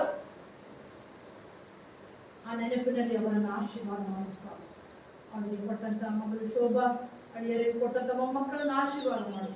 ಕೊಟ್ಟಂತ ಮಗ ಬಾಬು ಅವನಿಗೆ ಕರ್ತನೆ ಇರುವಂತ ಪೆರಿಕೋಸ್ ಕೈನಿಂದ ನೀವು ಸಂಪೂರ್ಣವಾಗಿ ದೂರವಿರಿಸು. ವೃದ್ಧಾಪ್ಯದಲ್ಲಿರುವಂತ ಕಾಂತಮ್ಮನವರು ಸ್ವಾಮಿ ಆ ಭಾರವನ್ನು ಹೊತ್ತು ಮುಂದೆ ಸಾಗುವಾಗ ದೇಹದಲ್ಲಿ ಮನಸ್ಸಿಗೆ ಬೇಕಾದ ಬಲ ತ್ರಾಣಗಳನ್ನು ಕೊಟ್ಟು ನಡೆಸು.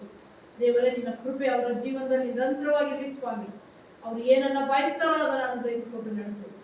ಶುಭವು ಕೃಪೆಯು ಅವರು ಹಿಂಬಾಲಿಸಲಿಕ್ಕೆ ಕಾದು ನಡೆಸು. ದೇವರೇ, ಮತ್ತೊಮ್ಮೆ ನಮ್ಮೆಲ್ಲರ ಕಾಣಿಕೆಯನ್ನು ನಮ್ಮನೆ ನಿಮಗೆ ಸಮರ್ಪಿಸುವ ಹಾಗೆ ನಡೆಸು.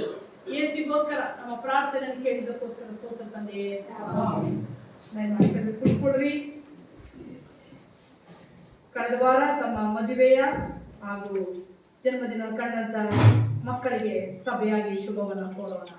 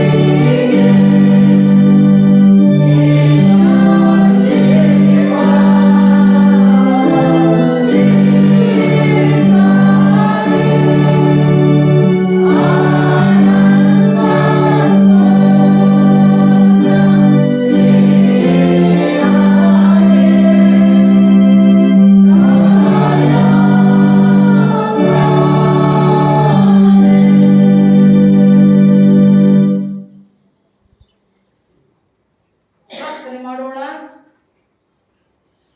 ಆಯಸ್ಸನ್ನು ಹೆಚ್ಚಿಸುವವನು ತಗ್ಗಿಸುವನು.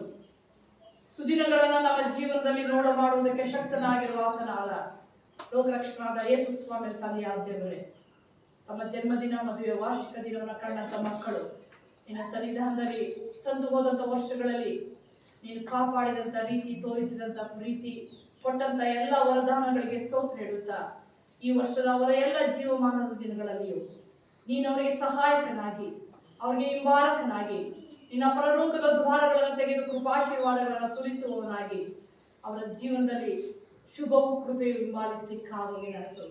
ಪ್ರಿಯ ಮಗಳು ಪೂಜಾ ಆಕೆಗೋಸ್ಕರ ಮತ್ತೊಮ್ಮೆ ಬೇಡ್ತೇವೆ. ಪ್ರಿಯ ಮಗಳ ಜೀವನವನ್ನು ನೀನು ಆಶೀರ್ವಾದ ಮಾಡು. ಯೌವನ ಪ್ರಾಯದಲ್ಲಿದ್ದಾಳೆ ಸ್ವಾಮಿ, ಎಡಕ್ಕಾಗಲಿ ಬಲಕ್ಕಾಗಲಿ ತಿರುಗದೆ ನಿನ್ನ ಮಾರ್ಗದಲ್ಲಿ ಹೋಗ್ಲಿಕ್ಕಾಗುವಾಗೆ ಇದುವರೆಗೂ ಆಕೆಯನ್ನು ನಡೆಸಿದ ಸ್ತೋತ್ರ. ಆಕೆ ಮುಂದಿನ ಜೀವಮಾನದ ಎಲ್ಲ ದಿನಗಳಲ್ಲಿಯೂ ನಿನಗೆ ಭಯಭಕ್ತಿಯುಳ್ಳ ಮಗಳಾಗಿ ನಿನ್ನ ಆಶೀರ್ವಾದಕ್ಕೆ ಪಾತ್ರರಾಗಲಿಕ್ಕಾಗುವಾಗೆ ಆಕೆಯನ್ನ ನಿನ್ನ ಆಶೀರ್ವಾದ ಮಾಡು. ನಿನ್ನ ಕರಗಳನ್ನು ಚಾಚಿ ಆಕೆಯ ಭವಿಷ್ಯತ್ತನ್ನ ಅದ್ಭುತವಾಗಿ ನಿನ್ನ ಚಿತ್ತಾನುಸಾರ ರೂಪಿಸಿ ನಡೆಸು. ತಂದೆಯಾದವರೇ, ಆಕೆಗೆ ನೀನು ಏನು ಕೊಡಬೇಕು ಎಂಬುದಾಗಿ ಅಪೇಕ್ಷೆ ಪಟ್ಟಿದ್ದೀಯೋ ಆಕೆ ಅದನ್ನು ಓದಿದಂತ ಮಗಳಾಗಿ ನಿನಗೆ ಸ್ತೋತ್ರ ಹೇಳುವಂತ ಮಗಳಾಗಲಿಕ್ಕಾಗಿ ಸಹಾಯ ಮಾಡು. ನಿನ್ನ ಕೃಪೆ ಆಕೆಯೊಟ್ಟಿಗೆ ನಿರಂತರವಾಗಿರಲಿ. ಪಟ್ಟಂತ ತಾಯಿ, ಪಟ್ಟಂತ ತಮ್ಮ, ಅವರ ಕುಟುಂಬವನ್ನು ಆಶೀರ್ವಾದ ಮಾಡು. ಅವಳ ಜೀವನದಲ್ಲಿ ನಿನ್ನ ಚಿತ್ತಕ್ಕೆ ತಕ್ಕಂತೆ ಆಕೆನ ಆಶೀರ್ವಾದ ಮಾಡು, ಅಭಿವೃದ್ಧಿಗೊಳಿಸು. ಅದೇ ರೀತಿಯಲ್ಲಿ ತಮ್ಮ ಕುಟುಂಬ ಜೀವನವನ್ನು ಕಂಡಂತ ಜೇಸಾಸ್ ಮತ್ತು ದೀನ ಪ್ರಿಯ ಮಕ್ಕಳಿಗೋಸ್ಕರ ಬೇಡ್ತೇವೆ ಸ್ವಾಮಿ. ಅವರ ಕುಟುಂಬ ಜೀವನದಲ್ಲಿ ಕೊಟ್ಟಂತ ಮತ್ತೊಂದು ಹೊಸ ವರ್ಷಕ್ಕೋಸ್ಕರ ಸ್ತೋತ್ರ. ಅವರ ಜೀವಮಾನದಲ್ಲಿ ನಿನ್ನ ಆಶೀರ್ವಾದ ಶುಭ ಕೃಪೆಯು ಅವರನ್ನು ಹಿಂಬಾಲಿಸಲಿಕ್ಕಾಗಿ ಸಹಾಯ ಮಾಡು. ಕುಟುಂಬ ಜೀವನದಲ್ಲಿ ಬೇಕಾದಂತ ಸ್ವಾಮಿ ಪ್ರೀತಿ ಅನ್ಯೋನ್ಯತೆಯನ್ನು ಅವರು ಅಳವಡಿಸಿಕೊಂಡು ಸಾಗುತ್ತಿರುವುದಕ್ಕೋಸ್ಕರ ಸ್ತೋತ್ರ. ತಂದೆಯಾದರೆ ನೀನು ಇಷ್ಟಪಡುವಂತ ಕುಟುಂಬ ಬಾಳ್ವೆ ಅವರದಾಗ್ಲಿಕ್ಕಾಗಿ ಸಹಾಯ ಮಾಡು. ಅವರ ಕುಟುಂಬ ಜೀವನದಲ್ಲಿ ಕರ್ತನೆ ಸ್ವಾಮಿ ಅಕ್ವಿಲ ಪ್ರಿಸ್ಕಿಲರಾಗೆ ಅವರ ಜೀವನ ಮಾಡಲಿಕ್ಕಾಗಿ ಸಹಾಯ ಮಾಡು. ತಂದೆಯಾದರೆ ಇದರ ಮೂಲಕ ಅವರ ಕುಟುಂಬ ಜೀವನದಲ್ಲಿ ನೀನು ಏನನ್ನು ಅಪೇಕ್ಷೆ ಮಾಡಿ ಅವರನ್ನು ದಂಪತಿಗಳಾಗಿ ಸೇರಿಸಿದೆಯೋ ಆ ಆಶೀರ್ವಾದವನ್ನ ಅವರು ಹೊಂದಿದವರಾಗಿ ತಮ್ಮ ಜೀವನದಲ್ಲಿ ಅದನ್ನು ಪೂರೈಸುವಂತ ದಂಪತಿಗಳಾಗ್ಲಿಕ್ಕಾಗಿ ನಡೆಸು. ಕೊಟ್ಟಂತ ಮಗು ಶ್ರೇಷ್ಠಗೋಸ್ಕರ ಬೇಡ್ತೇವೆ.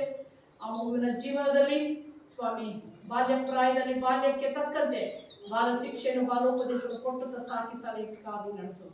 ಕೊಟ್ಟಂತ ಮತ್ತೊಂದು ಗರ್ಭಫಲಕ್ಕೋಸ್ಕರ ಸ್ತೋತ್ರ ಹೇಳ್ತೇವೆ. ನಿನ್ನ ಆಶೀರ್ವಾದ ಇರಲಿ. ಕೊಟ್ಟಂತ ಎರಡು ಕಡೆ ಎತ್ತವರನ್ನ ಒಡ ಹುಟ್ಟಿದವರನ್ನ ನಿನ್ನ ಆಶೀರ್ವಾದ ಮಾಡು. ತಂದೆಯಾದರೆ ಜೇಸದಾಸರ ತಂದೆ ಆರೋಗ್ಯ ಮಾಡಿ ಇಬ್ಬರು ಅಕ್ಕಂದಿರು ಅವರ ಕುಟುಂಬಗಳು ಮತ್ತು ಸ್ವಾಮಿ ದಿನದ ತಂದೆ ತಾಯಿಗಳು ಒಡ ಹುಟ್ಟಿದವರು ಅವರ ಕುಟುಂಬಗಳನ್ನು ಆಶೀರ್ವಾದ ಮಾಡು. ಎಲ್ಲ ತಲೆಬಾಗಿ ಈ ಮಕ್ಕಳ ಮೇಲೆ ಶುಭವು ಕೃಪೆಯು ಸದಾ ಕಾಲ ಹಿಂಬಾಲಿಸಲಿ. ಆಮೆನ್. ಆತನೇ ನಿನ್ನ ಮಾರ್ಗಗಳನ್ನು ಸರಾಗ ಮಾಡುವನು. ಜ್ಞಾನೋಕ್ತಿಗಳು 3.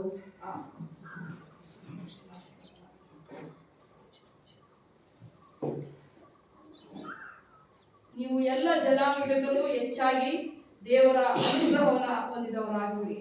ಧರ್ಮೋಪದೇಶ ಕಾಂಡ 7:14. ನನ್ನ ಕೈ ನೆರಳಿನಲ್ಲಿ ನಿನ್ನನ್ನು ಒದಗಿಸಿದ್ದೇನೆ. ಯೆಶಾಯ 51:14.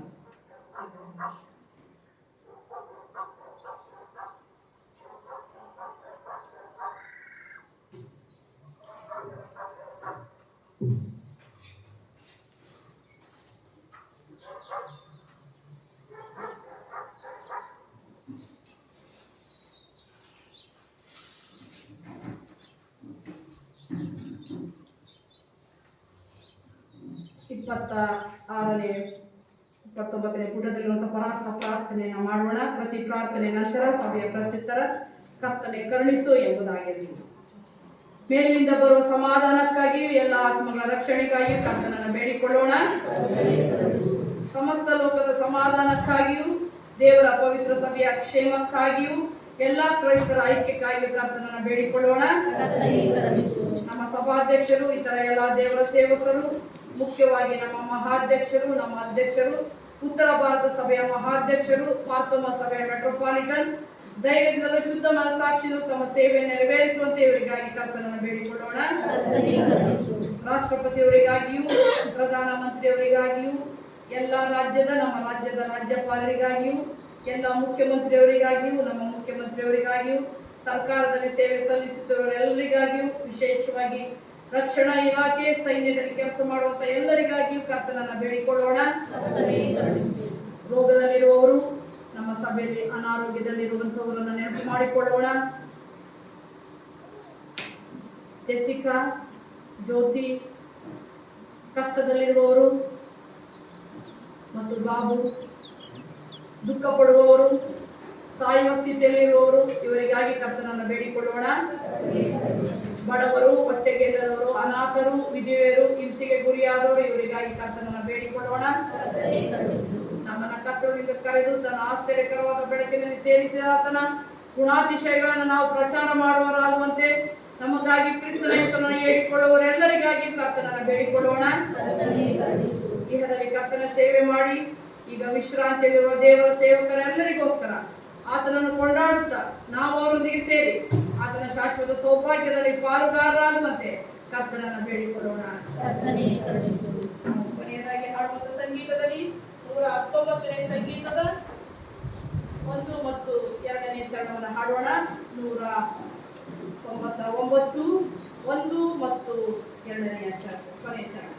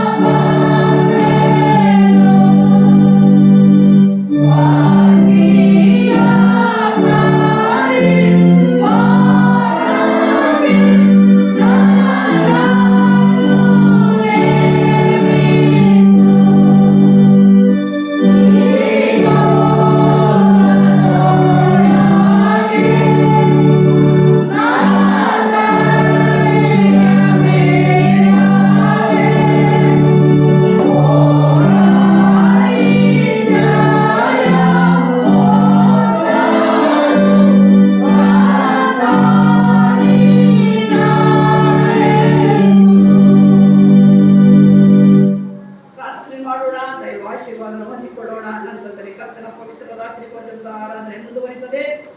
ಕರ್ತನ ರಾತ್ರಿ ಭೋಜನದ ಆರಾಧನೆ ನಂತರ ಶ್ರೀಮತಿ ರೋಸ್ಮೇರಿ ಅಮ್ಮನವರು ಅವರು ಯಜಮಾನರು ಸತ್ತು ಇವತ್ತಿಗೆ 8 ವರ್ಷಗಳು ಸಂದು ಹೋಗ್ತದೆ. ಅದರ ಜ್ಞಾಪಕಾರ್ಥವಾಗಿ ಬಂದಂಥ ಸಭೆಯವರೆಲ್ಲರಿಗೆ ಈ ಬೆಳಗಿನ ಉಪಹಾರವನ್ನು ಸಿದ್ಧಪಡಿಸಿದ್ದಾರೆ. ಎಲ್ಲರೂ ಆ ಕುಟುಂಬಕ್ಕೋಸ್ಕರ ಪ್ರಾರ್ಥಿಸುತ್ತಾ ಅವರು ಕೊಡುವಂಥ ಮುಂಜಾನೆಯ ಬ್ರೇಕ್ಫಾಸ್ಟನ್ನು ಸ್ವೀಕರಿಸಬೇಕಾಗಿ ನಿಮ್ಮೆಲ್ಲರನ್ನ ಪ್ರೀತಿಯಿಂದ ಕೇಳಿಕೊಡ್ತೇನೆ. ದೇವಾಲಯವನ್ನು ಸ್ವಚ್ಛ ಮಾಡಿದ್ದ ಶ್ರೀಯುತ ಸಾಮ್ಯ ವಿನೋದ್ ಕುಟುಂಬವನ್ನು ದೇವರು ಆಶೀರ್ವಾದ ಮಾಡಿ ನಡೆಸಲಿ. ಪ್ರಾರ್ಥನೆ ಮಾಡೋಣ. ದೈವಾಶೀರ್ವಾದವನ್ನು ಹೊಂದಿಕೊಳ್ಳೋಣ. ಕೃಪೆಯುಳ್ಳ ದೇವರೇ, ನಿನ್ನ ಆಲಯಕ್ಕೆ ಬರುವ ಹಾಗೆ ನಮ್ಮನ್ನು ನಡೆಸಿಸ್ತೋತ್ರ, ನಿನ್ನನ್ನು ಆರಾಧಿಸುವ ಹಾಗೆ ನಮ್ಮನ್ನು ನಡೆಸಿಸ್ತೋತ್ರ. ಸತ್ಯದಿಂದ ಆತ್ಮದಿಂದ ಆರಾಧಿಸಿದ್ದೇವೋ ಏನೋ ನಮ್ಮೊಬ್ಬೊಬ್ಬರ ಹೃದಯವನ್ನು ನೀನು ಬಲ್ಲಾತನಾಗಿದ್ದೆ. ನಮ್ಮನ್ನು ನಾವು ಈ ಆರಾಧನೆ ಸಜೀವ ಯಜ್ಞವಾಗಿ ಮೀಸಲಾಗಿ ಸಮರ್ಪಿಸಿದ್ದೇವೋ ಅದನ್ನು ನೀನೇ ಬಲ್ಲಾತನಾಗಿದ್ದೆ.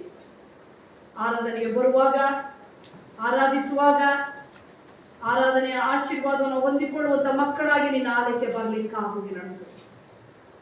ಈ ದಿನ ಆರಾಧನೆಯಲ್ಲಿ ಭಾಗಿಗಳಾದ ಎಲ್ಲ ಮಕ್ಕಳಿಗೆ ಈ ದಿನದ ಆಶೀರ್ವಾದವನ್ನು ನೀನು ಅನುಗ್ರಹಿಸಿಕೊಟ್ಟು ಈ ವಾರದ ಎಲ್ಲ ದಿನಗಳಲ್ಲಿ ನಿನ್ನ ರೆಕ್ಕೆ ಹಿಡಿದವರಲ್ಲಿ ಪ್ರತಿಯೊಬ್ಬರನ್ನು ಇಟ್ಟುಕೊಂಡು ಕಾಪಾಡು. ಬಾರದಿರುವಂಥ ಮಕ್ಕಳು ಯಾವ ಕಾರಣಕ್ಕಾಗಿ ಬರಲಿಲ್ವೋ ಮುಂದಿನ ದಿನದಲ್ಲಿ ನಿನ್ನ ಹತ್ತಿಗೆ ಸೇರಿಸು. ನಮ್ಮೆಲ್ಲ ನಿನ್ನ ಪವಿತ್ರ ಹಸ್ತಕ್ಕೆ ಒಪ್ಪಿಸ್ತೇವೆ. ವಿಶೇಷವಾಗಿ ಶ್ರೀಮತಿ ರೋಸ್ಮೇರಿ ಅಮ್ಮನ್ನು ನಿನ್ನ ಹಸ್ತಕ್ಕೆ ಒಪ್ಪಿಸ್ತೇವೆ. ಅವರನ್ನು ನಿನ್ನ ಕೃಪೆಯಿಂದ ತುಂಬಿಸಿ ಅವರಿಗೆ ಬೇಕಾದ ಶಾಂತಿ ಸಮಾಧಾನ ಅನುಗ್ರಹಿಸಿಕೊಡು. ನಮ್ಮ ಮಧ್ಯದಲ್ಲಿ ನೀನಿರು. ಯೇಸುವಿಗೋಸ್ಕರ ಪ್ರಾರ್ಥನೆಯನ್ನು ಕೇಳಿದ್ದಕ್ಕೋಸ್ಕರ ಸ್ತೋತ್ರ ತಂದೆಯೇ, ಆಮೆನ್. ಎಲ್ಲರೂ ಒಟ್ಟಾಗಿ ಕರ್ತನ ಪ್ರಾರ್ಥನೆಯನ್ನು ಹೇಳೋಣ. ಪರಲೋಕದಲ್ಲಿ ನಮ್ಮ ತಂದೆಯೇ, ನಿಮ್ಮ ರಾಜ್ಯವು ಬರಲಿ, ನಿಮ್ಮ ಚಿತ್ತವು ಲೋಕದಲ್ಲಿ ನೆರವೇರಲು ಲೋಕದಲ್ಲಿ ನೆರವೇರಲಿ. ನಮ್ಮನ್ನು ಯಥಾರ್ಥವಾಗಿ ಕರೆಯಿಸು, ನಮಗೆ ಅಪವಾದವನ್ನು ನಾವು ಕ್ಷಮಿಸುವಂತೆ ನಮ್ಮನ್ನು ಕ್ಷಮಿಸು. ನಮ್ಮ ಶೋಧನೆಗೆ ಸೇರಿಸದೆ ಕೇಡಿನಿಂದ ತಪ್ಪಿಸು. ರಾಜ್ಯವು ಬಲವು ಮಹಿಮೆ ಸದಾಕಾಲ ಇರಲಿ. ಸ್ವಾಮಿ. ದೈವಾಶೀರ್ವಾದವನ್ನು ಹೊಂದಿಕೊಳ್ಳೋಣ. ನಿಮ್ಮನ್ನು ಕರೆದಂತ ದೇವರು ಪರಿಶುದ್ಧನಾಗಿರುವುದರಿಂದ ನೀವು ಪರಿಶುದ್ಧರಾಗಿರ್ರಿ. ನಿಮ್ಮನ್ನು ಕರೆದಾತನಾದ ಯೇಸು ಕ್ರಿಸ್ತನು ಜೀವ ಸ್ವರೂಪನಾಗಿರುವುದರಿಂದ ನೀವು ಜೀವಿಸುವಂತ ಜನರಾಗಿರ್ರಿ. ನಿಮ್ಮನ್ನು ಕರೆದಾತ ಪವಿತ್ರಾತ್ಮನ ಸಾಕ್ಷಿಗೆ ಆಧಾರವಾಗಿರುವುದಿಲ್ಲ, ನೀವು ಸಾಕ್ಷಿಯುಳ್ಳ ಜನರಾಗಿರ್ರಿ. ಲೋಕದೊಳಗೆ ಹೊರಟು ಹೋಗಿರಿ. ತಂದೆ, ಕುಮಾರ, ಪವಿತ್ರಾತ್ಮನೆಂಬ ತ್ರೇಕ ದೇವರು ನಿಮ್ಮ ಪ್ರಾಣಾತ್ಮ ಶರೀರಗಳ ದೋಷವಿಲ್ಲದೆ ನಿತ್ಯ ಜೀವಕ್ಕಾಗಿ ನಿತ್ಯವೂ ಕಾಯುವಂತೆ ನಿಮ್ಮನ್ನು ಕಾಪಾಡಿ ನಡೆಸಲಿ. ಆಮೆನ್.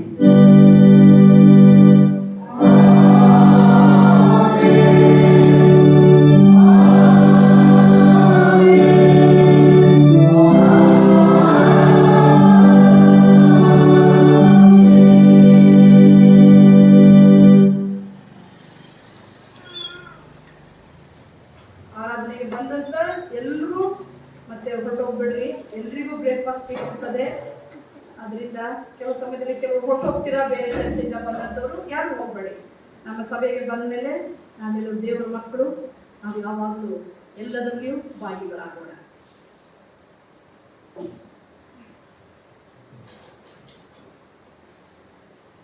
ಎದ್ದು ನಿಂತುಕೊಳ್ಳೋಣ. ಆರಾಧಕರ ಪುಸ್ತಕ 31ನೇ ಪುಟ, ರೊಟ್ಟಿ ಮುರಿಯುವಂತ ವಿಭಾಗ. ಸಹೋದರರೇ, ಸಹೋದರಿಯರೇ, ನಾವೆಲ್ಲರೂ ಒಂದಾಗಿರುವುದು ಎಷ್ಟೋ ಒಳ್ಳೆಯದು, ಎಷ್ಟೋ ರಮ್ಯವಾದದ್ದು.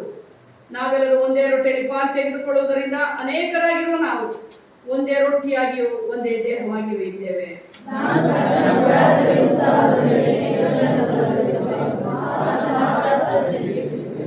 273ನೇ ಸಂಗೀತದ 1 ಮತ್ತು 2ನೇ ಚರಣವನ್ನು ಹಾಡುವಾಗ ಸಮಾಧಾನದ ವಂದನೆಯನ್ನು ಹೊಂದಿಕೊಳ್ಳೋಣ. 273ನೇ ಸಂಗೀತ. ಈ ಮೇಜ ಸೇವೆ ಯೇಸುವೆ ನಾ ಯೋಗ್ಯ. 1 ಮತ್ತು 2.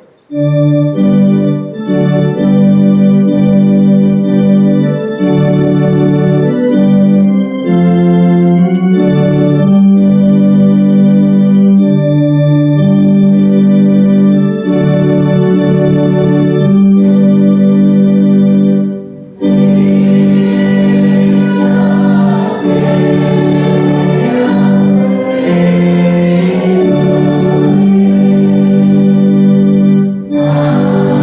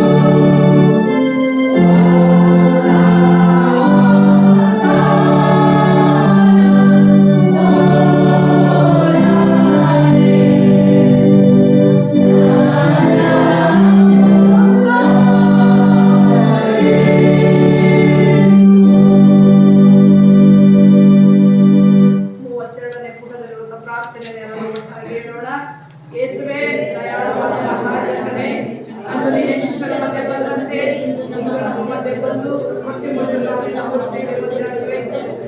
ತಂದೆಗೂ ಪವಿತ್ರಾತ್ಮನಿಗೂ ಕೂಡಿ ಏಕಜನಾಗಿ ಸದಾ ಜೀವಿಸಿ ಆಳುವವನಿಗೆ ಸ್ತೋತ್ರ. ಆಮೆನ್. ಕರ್ತನು ನಿಮ್ಮೊಂದಿಗಿರಲಿ, ನಿಮ್ಮ ಹೃದಯಗಳನ್ನ ಮೇಲೆತ್ತಿರಿ, ನಮ್ಮ ಕರ್ತನಾದ ದೇವರಿಗೆ ಕೃತಜ್ಞತಾ ಸ್ತುತಿ ಮಾಡುವ. ಕೂತ್ಕೊಳ್ರಿ. ಕರ್ತನೇ, ಪವಿತ್ರನಾದ ತಂದೆಯೇ, ಸರ್ವಶಕ್ತನಾದ ನಿತ್ಯ ದೇವರೇ, ನಾವು ಎಲ್ಲಾ ಕಾಲಗಳಲ್ಲಿ ಎಲ್ಲಾ ಸ್ಥಳಗಳಲ್ಲಿಯೂ ನಿನ್ನನ್ನು ಸ್ತುತಿಸುವುದು ನಿಜವಾಗಿ ಯುಕ್ತವೂ ನ್ಯಾಯವೂ ನಮ್ಮ ಕರ್ತವ್ಯವೂ ಆಗಿದೆ. ನಿನ್ನ ಕುಮಾರನಾಗಿರುವ ನಮ್ಮ ಪ್ರಭುವಾದ ಯೇಸು ಕ್ರಿಸ್ತನ ಮುಖಾಂತರ ನಿನ್ನನ್ನು ಸ್ತುತಿಸುತ್ತೇವೆ. ಆತನ ಮೂಲಕ ನೀನು ಪರಲೋಕ ಭೂಲೋಕಗಳನ್ನು ಅವುಗಳಿರುವ ಸಮಸ್ತವನ್ನು ಉಂಟು ಮಾಡಿ ನಿನ್ನ ಸ್ವರೂಪದಲ್ಲಿ ಮನುಷ್ಯನ ನಿರ್ಮಿಸಿ ಅವನು ಪಾಪದಲ್ಲಿ ಬಿದ್ದ ಮೇಲೆ ಅವನನ್ನು ವಿಮೋಚಿಸಿ ನೂತನ ಸೃಷ್ಟಿಯ ಪ್ರಥಮ ಫಲವಾಗುವಂತೆ ಮಾಡಿದ್ದೀರಿ.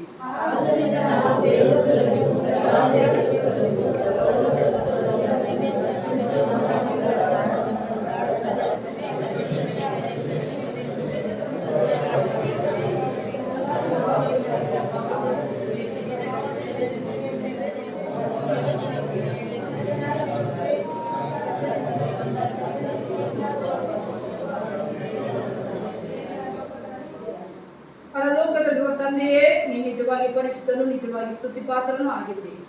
ನೀನು ಮನುಷ್ಯರ ಮೇಲೆ ಅಪಾರ ಕರುಣೆ ಇಟ್ಟು ನಿನ್ನ ಕುಮಾರನಾಗಿರುವ ಯೇಸು ಕ್ರಿಸ್ತನನ್ನು ನಮ್ಮ ಸ್ವರೂಪವನ್ನು ಧರಿಸಿಕೊಳ್ಳುವುದಕ್ಕೂ ನಮ್ಮ ವಿಮೋಚನೆಗಾಗಿ ಶಿಲುಬೆಯ ಮೇಲೆ ಮರಣ ಹೊಂದುವುದಕ್ಕೂ ಕೊಟ್ಟದಕ್ಕಾಗಿ ನಿನಗೆ ಅನಂತ ಸ್ತೋತ್ರವಾಗಲಿ.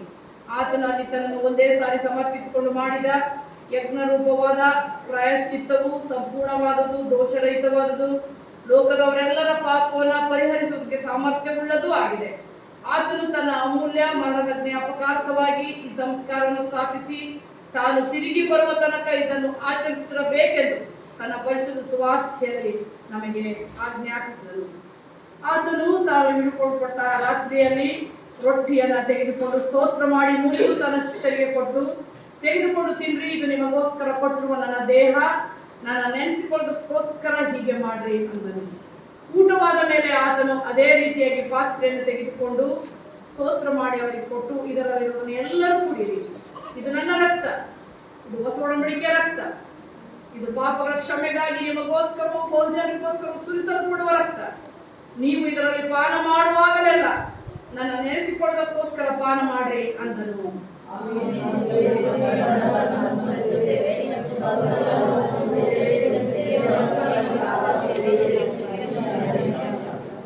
ಆದುದರಿಂದ ತಂದೆಯೇ, ನಾವು ನಿನ್ನ ಕುಮಾರನಾಗಿರುವ ನಮ್ಮ ಪ್ರಭುವಿನ ಅಮೂಲ್ಯವಾದ ಶ್ರಮ, ಮರಣ, ಮಹಿಮೆಯ ಪುನರುತ್ಥಾನ, ದಿವಾರೋಹಣ ಇವುಗಳ ಸ್ಮರಣೆಯನ್ನು ಮಾಡಿ ಅಪ್ಪಣೆಯ ಪ್ರಕಾರ ಆತನು ತಿರುಗಿ ಬರುವ ತನಕ ಆತನ ಜ್ಞಾಪಕಾರ್ಥವಾಗಿ ಈ ಸಂಸ್ಕಾರವನ್ನು ಆಚರಿಸುತ್ತಾ ಆತನಲ್ಲಿ ನೀನು ನಮಗೋಸ್ಕರ ಸಾಧಿಸಿದ ಪರಿಪೂರ್ಣ ವಿಮೋಚನೆಗಾಗಿ ನಿನಗೆ ಸ್ತೋತ್ರವನ್ನು ಸಲ್ಲಿಸುತ್ತೇವೆ.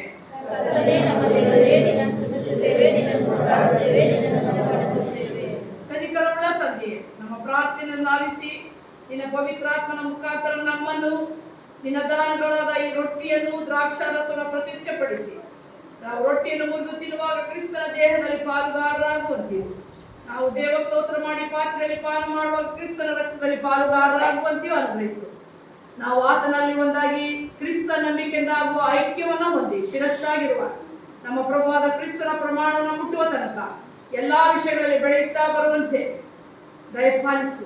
ಆತನ ಮೂಲಕವಾಗಿಯೂ ಆತನೊಂದಿಗೂ ಪವಿತ್ರಾತ್ಮನ ಐಕ್ಯತೆಯಲ್ಲಿ ಸರ್ವಶಕ್ತನಾದ ತಂದೆಯೇ, ನಿನಗೆ ಮಾನ ಪ್ರಭಾವಗಳು ಯುಗ ಯುಗಾಂತರಗಳಲ್ಲಿ ಇರಲಿ. ಆಮೆನ್. ಕರ್ತನ ಮೇಜಿಗೆ ನಮ್ಮನ್ನು ನಾವು ಪರೀಕ್ಷೆ ಮಾಡಿಕೊಂಡು ಬರುವ ಹಾಗೆ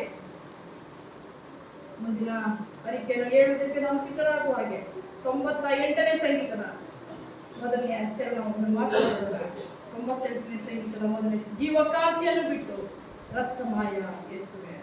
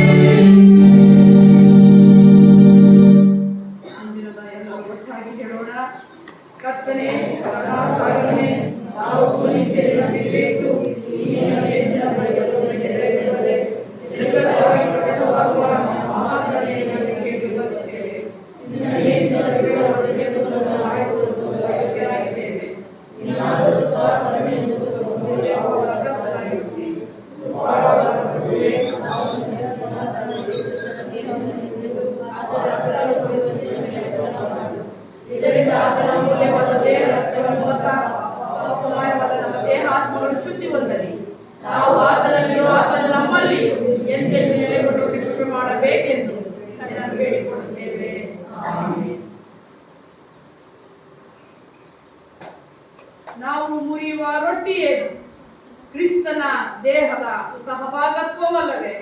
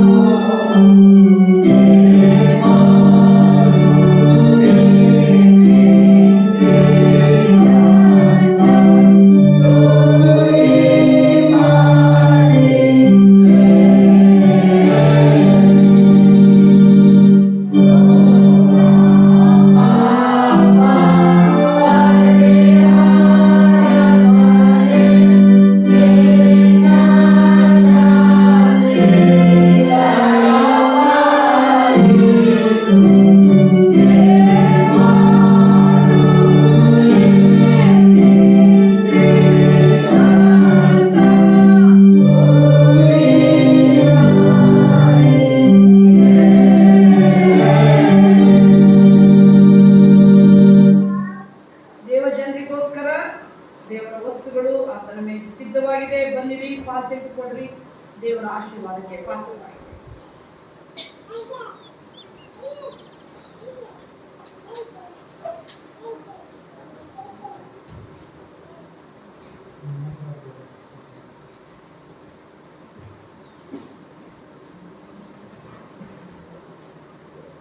ನಿಮಗೋಸ್ಕರವೂ ಬಹುಜನ ಪಾಪಗಳಿಗೋಸ್ಕರವೂ ಮುರಿಯಲ್ಪಟ್ಟ ಪ್ರಭುವಿನ ಪರಿಶುದ್ಧ ದೇಹವಾಗಿದೆ.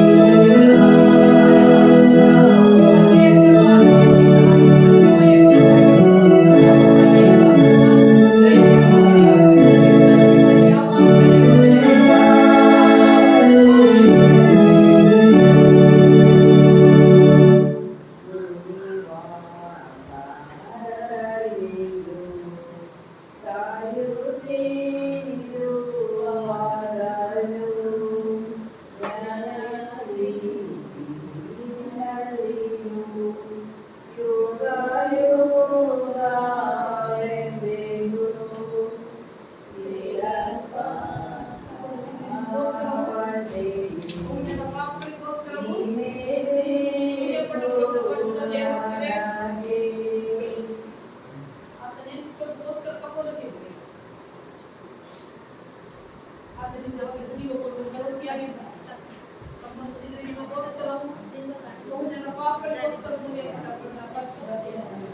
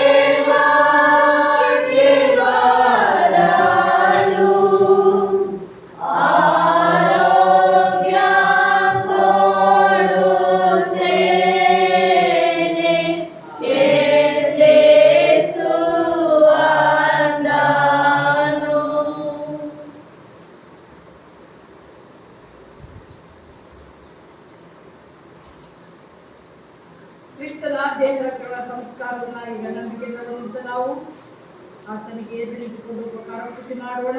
37ನೇ ಪುಟದಲ್ಲಿರುವಂತಹ 2ನೇ ಉಪಕಾರ ಸ್ತುತಿಯನ್ನು ಎಲ್ಲರೂ ಒಟ್ಟಾಗಿ ಹೇಳೋಣ. 2ನೇ ಉಪಕಾರ ಸ್ತುತಿ. ದೇವರೇ, ತೋರಿಸಿ ನಿನ್ನ ಕುಮಾರನು ರಕ್ಷಕನೂ ಆಗಿರುವ ಯೇಸು ಕ್ರಿಸ್ತನ ಅತ್ಯಮೂಲ್ಯವಾದ ದೇವರ ಆತ್ಮಿಕ ಆಹಾರವನ್ನು ಕೊಟ್ಟು ಬರುವುದಕ್ಕಾಗಿ ನಿನ್ನನ್ನು ಪೂರ್ಣ ಮನಸ್ಸಿನಿಂದ ಕೊಂಡಾಡುತ್ತೇವೆ.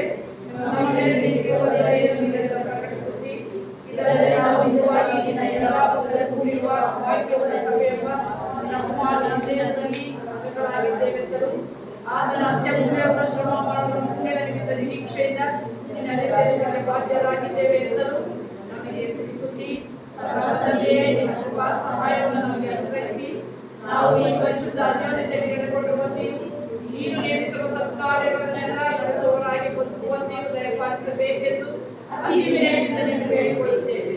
ನಿನಗೆ ದೈವತ್ವವಾಗಿ ಮೀಸಲಾಗಿ ಇರುವ ಸಜೀವ ಯಜ್ಞವಾಗಿ ನಮ್ಮನ್ನೇ ನಮ್ಮ ದೇಹಾತ್ಮಗಳನ್ನೇ ನಮ್ಮ ಕರ್ತನಾದ ಯೇಸು ಕ್ರಿಸ್ತನ ಮುಖಾಂತರದಿಂದ ಒಪ್ಪಿಸಿಕೊಂಡಿದ್ದೇವೆ. ನಿನ್ನೊಂದಿಗೂ ಬಿಡುವ ಆತನಿಗೆ ಸಕಲ ಮಾನ ಮಹಿಮೆಗಳು ಸದಾ ಇರಲಿ. ಆಮೆನ್. ಸ್ತೋತ್ರಗಳು, ಪ್ರಭಾವವು, ಜ್ಞಾನವು, ಕೃತಜ್ಞತಾ ಸ್ತುತಿಯು, ಮಾನವು, ಬಲವು, ಶಕ್ತಿಯು ಆಮೆನ್. ಹಾಗೆ ನಿಂತುಕೊಂಡಿರುವಾಗಲೇ ಕೊನೆಯದಾಗಿ ನಾವು ಹಾಡುವಂತಹ ಸಂಗೀತದಲ್ಲಿ 221ನೇ ಸಂಗೀತವನ್ನು ಹಾಡೋಣ. 221ನೇ ಸಂಗೀತ ಪ್ರಾರಂಭದ 3 ಚರಣವನ್ನು ಮಾತ್ರ ಹಾಡೋಣ. ನಿನ್ನ ಹತ್ರ ನಿಲ್ಲುತ್ತೇನೆ ಎಂದು ಬಿಟ್ಟು ಬಿಡದೆ. Yeah.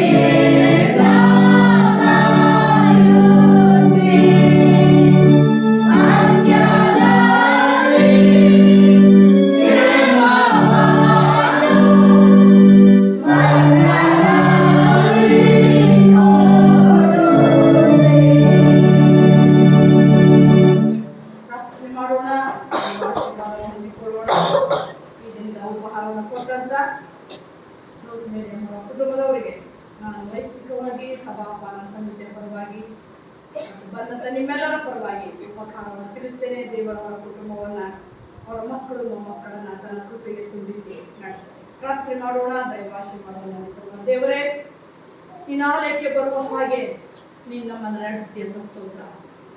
ಲೋಕಗಳಿಗೆ ಹೋಗ್ತಾ ಇದ್ದೇವೆ ಸ್ವಾಮಿ. ಲೋಕ ಏನು ಎಂಬುದಾಗಿ ನಾವು ತಿಳ್ಕೊಂಡಿದ್ದೇವೆ. ಇನ್ನೂ ತಿಳ್ಕೊಳ್ಳಬೇಕಾದಂಥದ್ದು ತುಂಬ ಇದೆ ಸ್ವಾಮಿ. ಅದೇ ರೀತಿ ನಾವು ದೇವಜನರು ಎಂಬುದಾಗಿ ಹೇಳ್ಕೊಳ್ತೇವೆ. ದೇವಜನರಾಗಿ ಹೇಗೆ ನಡ್ಕೊಳ್ತಾ ಇದ್ದೇವೆ ಎಂಬುದಾಗಿ ನೀನು ಬಲ್ಲಾತನಾಗಿದೆ. ನೀನು ನಮ್ಮಿಂದ ಅಪೇಕ್ಷೆ ಮಾಡುವ ರೀತಿಯಲ್ಲಿ ನಾವು ಇದುವರೆಗೆ ಜೀವಿಸಲಿಲ್ಲ ಸ್ವಾಮಿ. ನೀನು ಜೀವಿಸುವ ದೇವರು.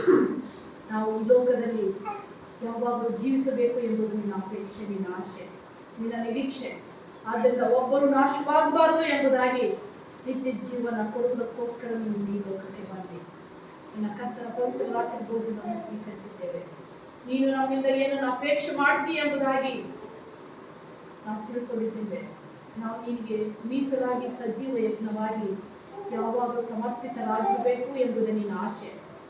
ಈ ವಾರದ ಎಲ್ಲ ದಿನಗಳಲ್ಲಿ, ಈ ತಿಂಗಳಿನ ಎಲ್ಲ ದಿವಸಗಳಲ್ಲಿ ನೀನು ನಮಗೆ ಅನುಗ್ರಹಿಸಿಕೊಡುವಂಥ ನಮ್ಮ ಜೀವಮಾನದ ಎಲ್ಲ ಕ್ಷಣಗಳಲ್ಲಿಯೂ, ದಿನಗಳಲ್ಲಿಯೂ, ವಾರಗಳಲ್ಲಿಯೂ, ತಿಂಗಳುಗಳಲ್ಲಿಯೂ, ವರ್ಷಗಳಲ್ಲಿಯೂ ನಿಮಗೆ ಮೀಸಲಾದ ಜನರಾಗಿಯೇ ನಾವು ಈ ಲೋಕದಲ್ಲಿ ಲೋಕದವರಾಗಿ ನಡ್ಕೊಳ್ಳದೆ ನಿನ್ನವರಾಗಿ ಮೀಸಲಾದ ಜನಾಂಗವಾಗಿ ನಡ್ಕೊಳ್ಳುವುದಕ್ಕಾಗಬೇಕು. ಯೇಸುಗೋಸ್ಕರ ಬಂದಂಥ ಎಲ್ಲರನ್ನ, ಕಾರಣಾಂತರದಿಂದ ಭಾರತದ ಎಲ್ಲ ಜನರನ್ನ ಆಶೀರ್ವಾದ ಮಾಡಿ ನಡೆಸಿ ನಮ್ಮ ಪ್ರಾರ್ಥನೆಯನ್ನು ಕೇಳಿಸ್ತಂದೆಯೇ. ಆಮೇಲೆ ದೈವಾಶೀರ್ವಾದವನ್ನು ಹೊಂದಿಕೊಳ್ಳೋಣ.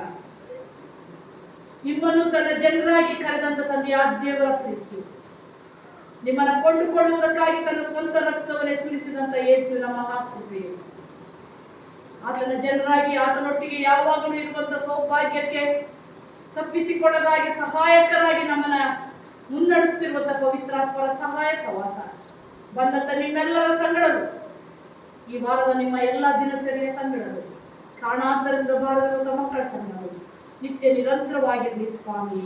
ಆಮೆನ್.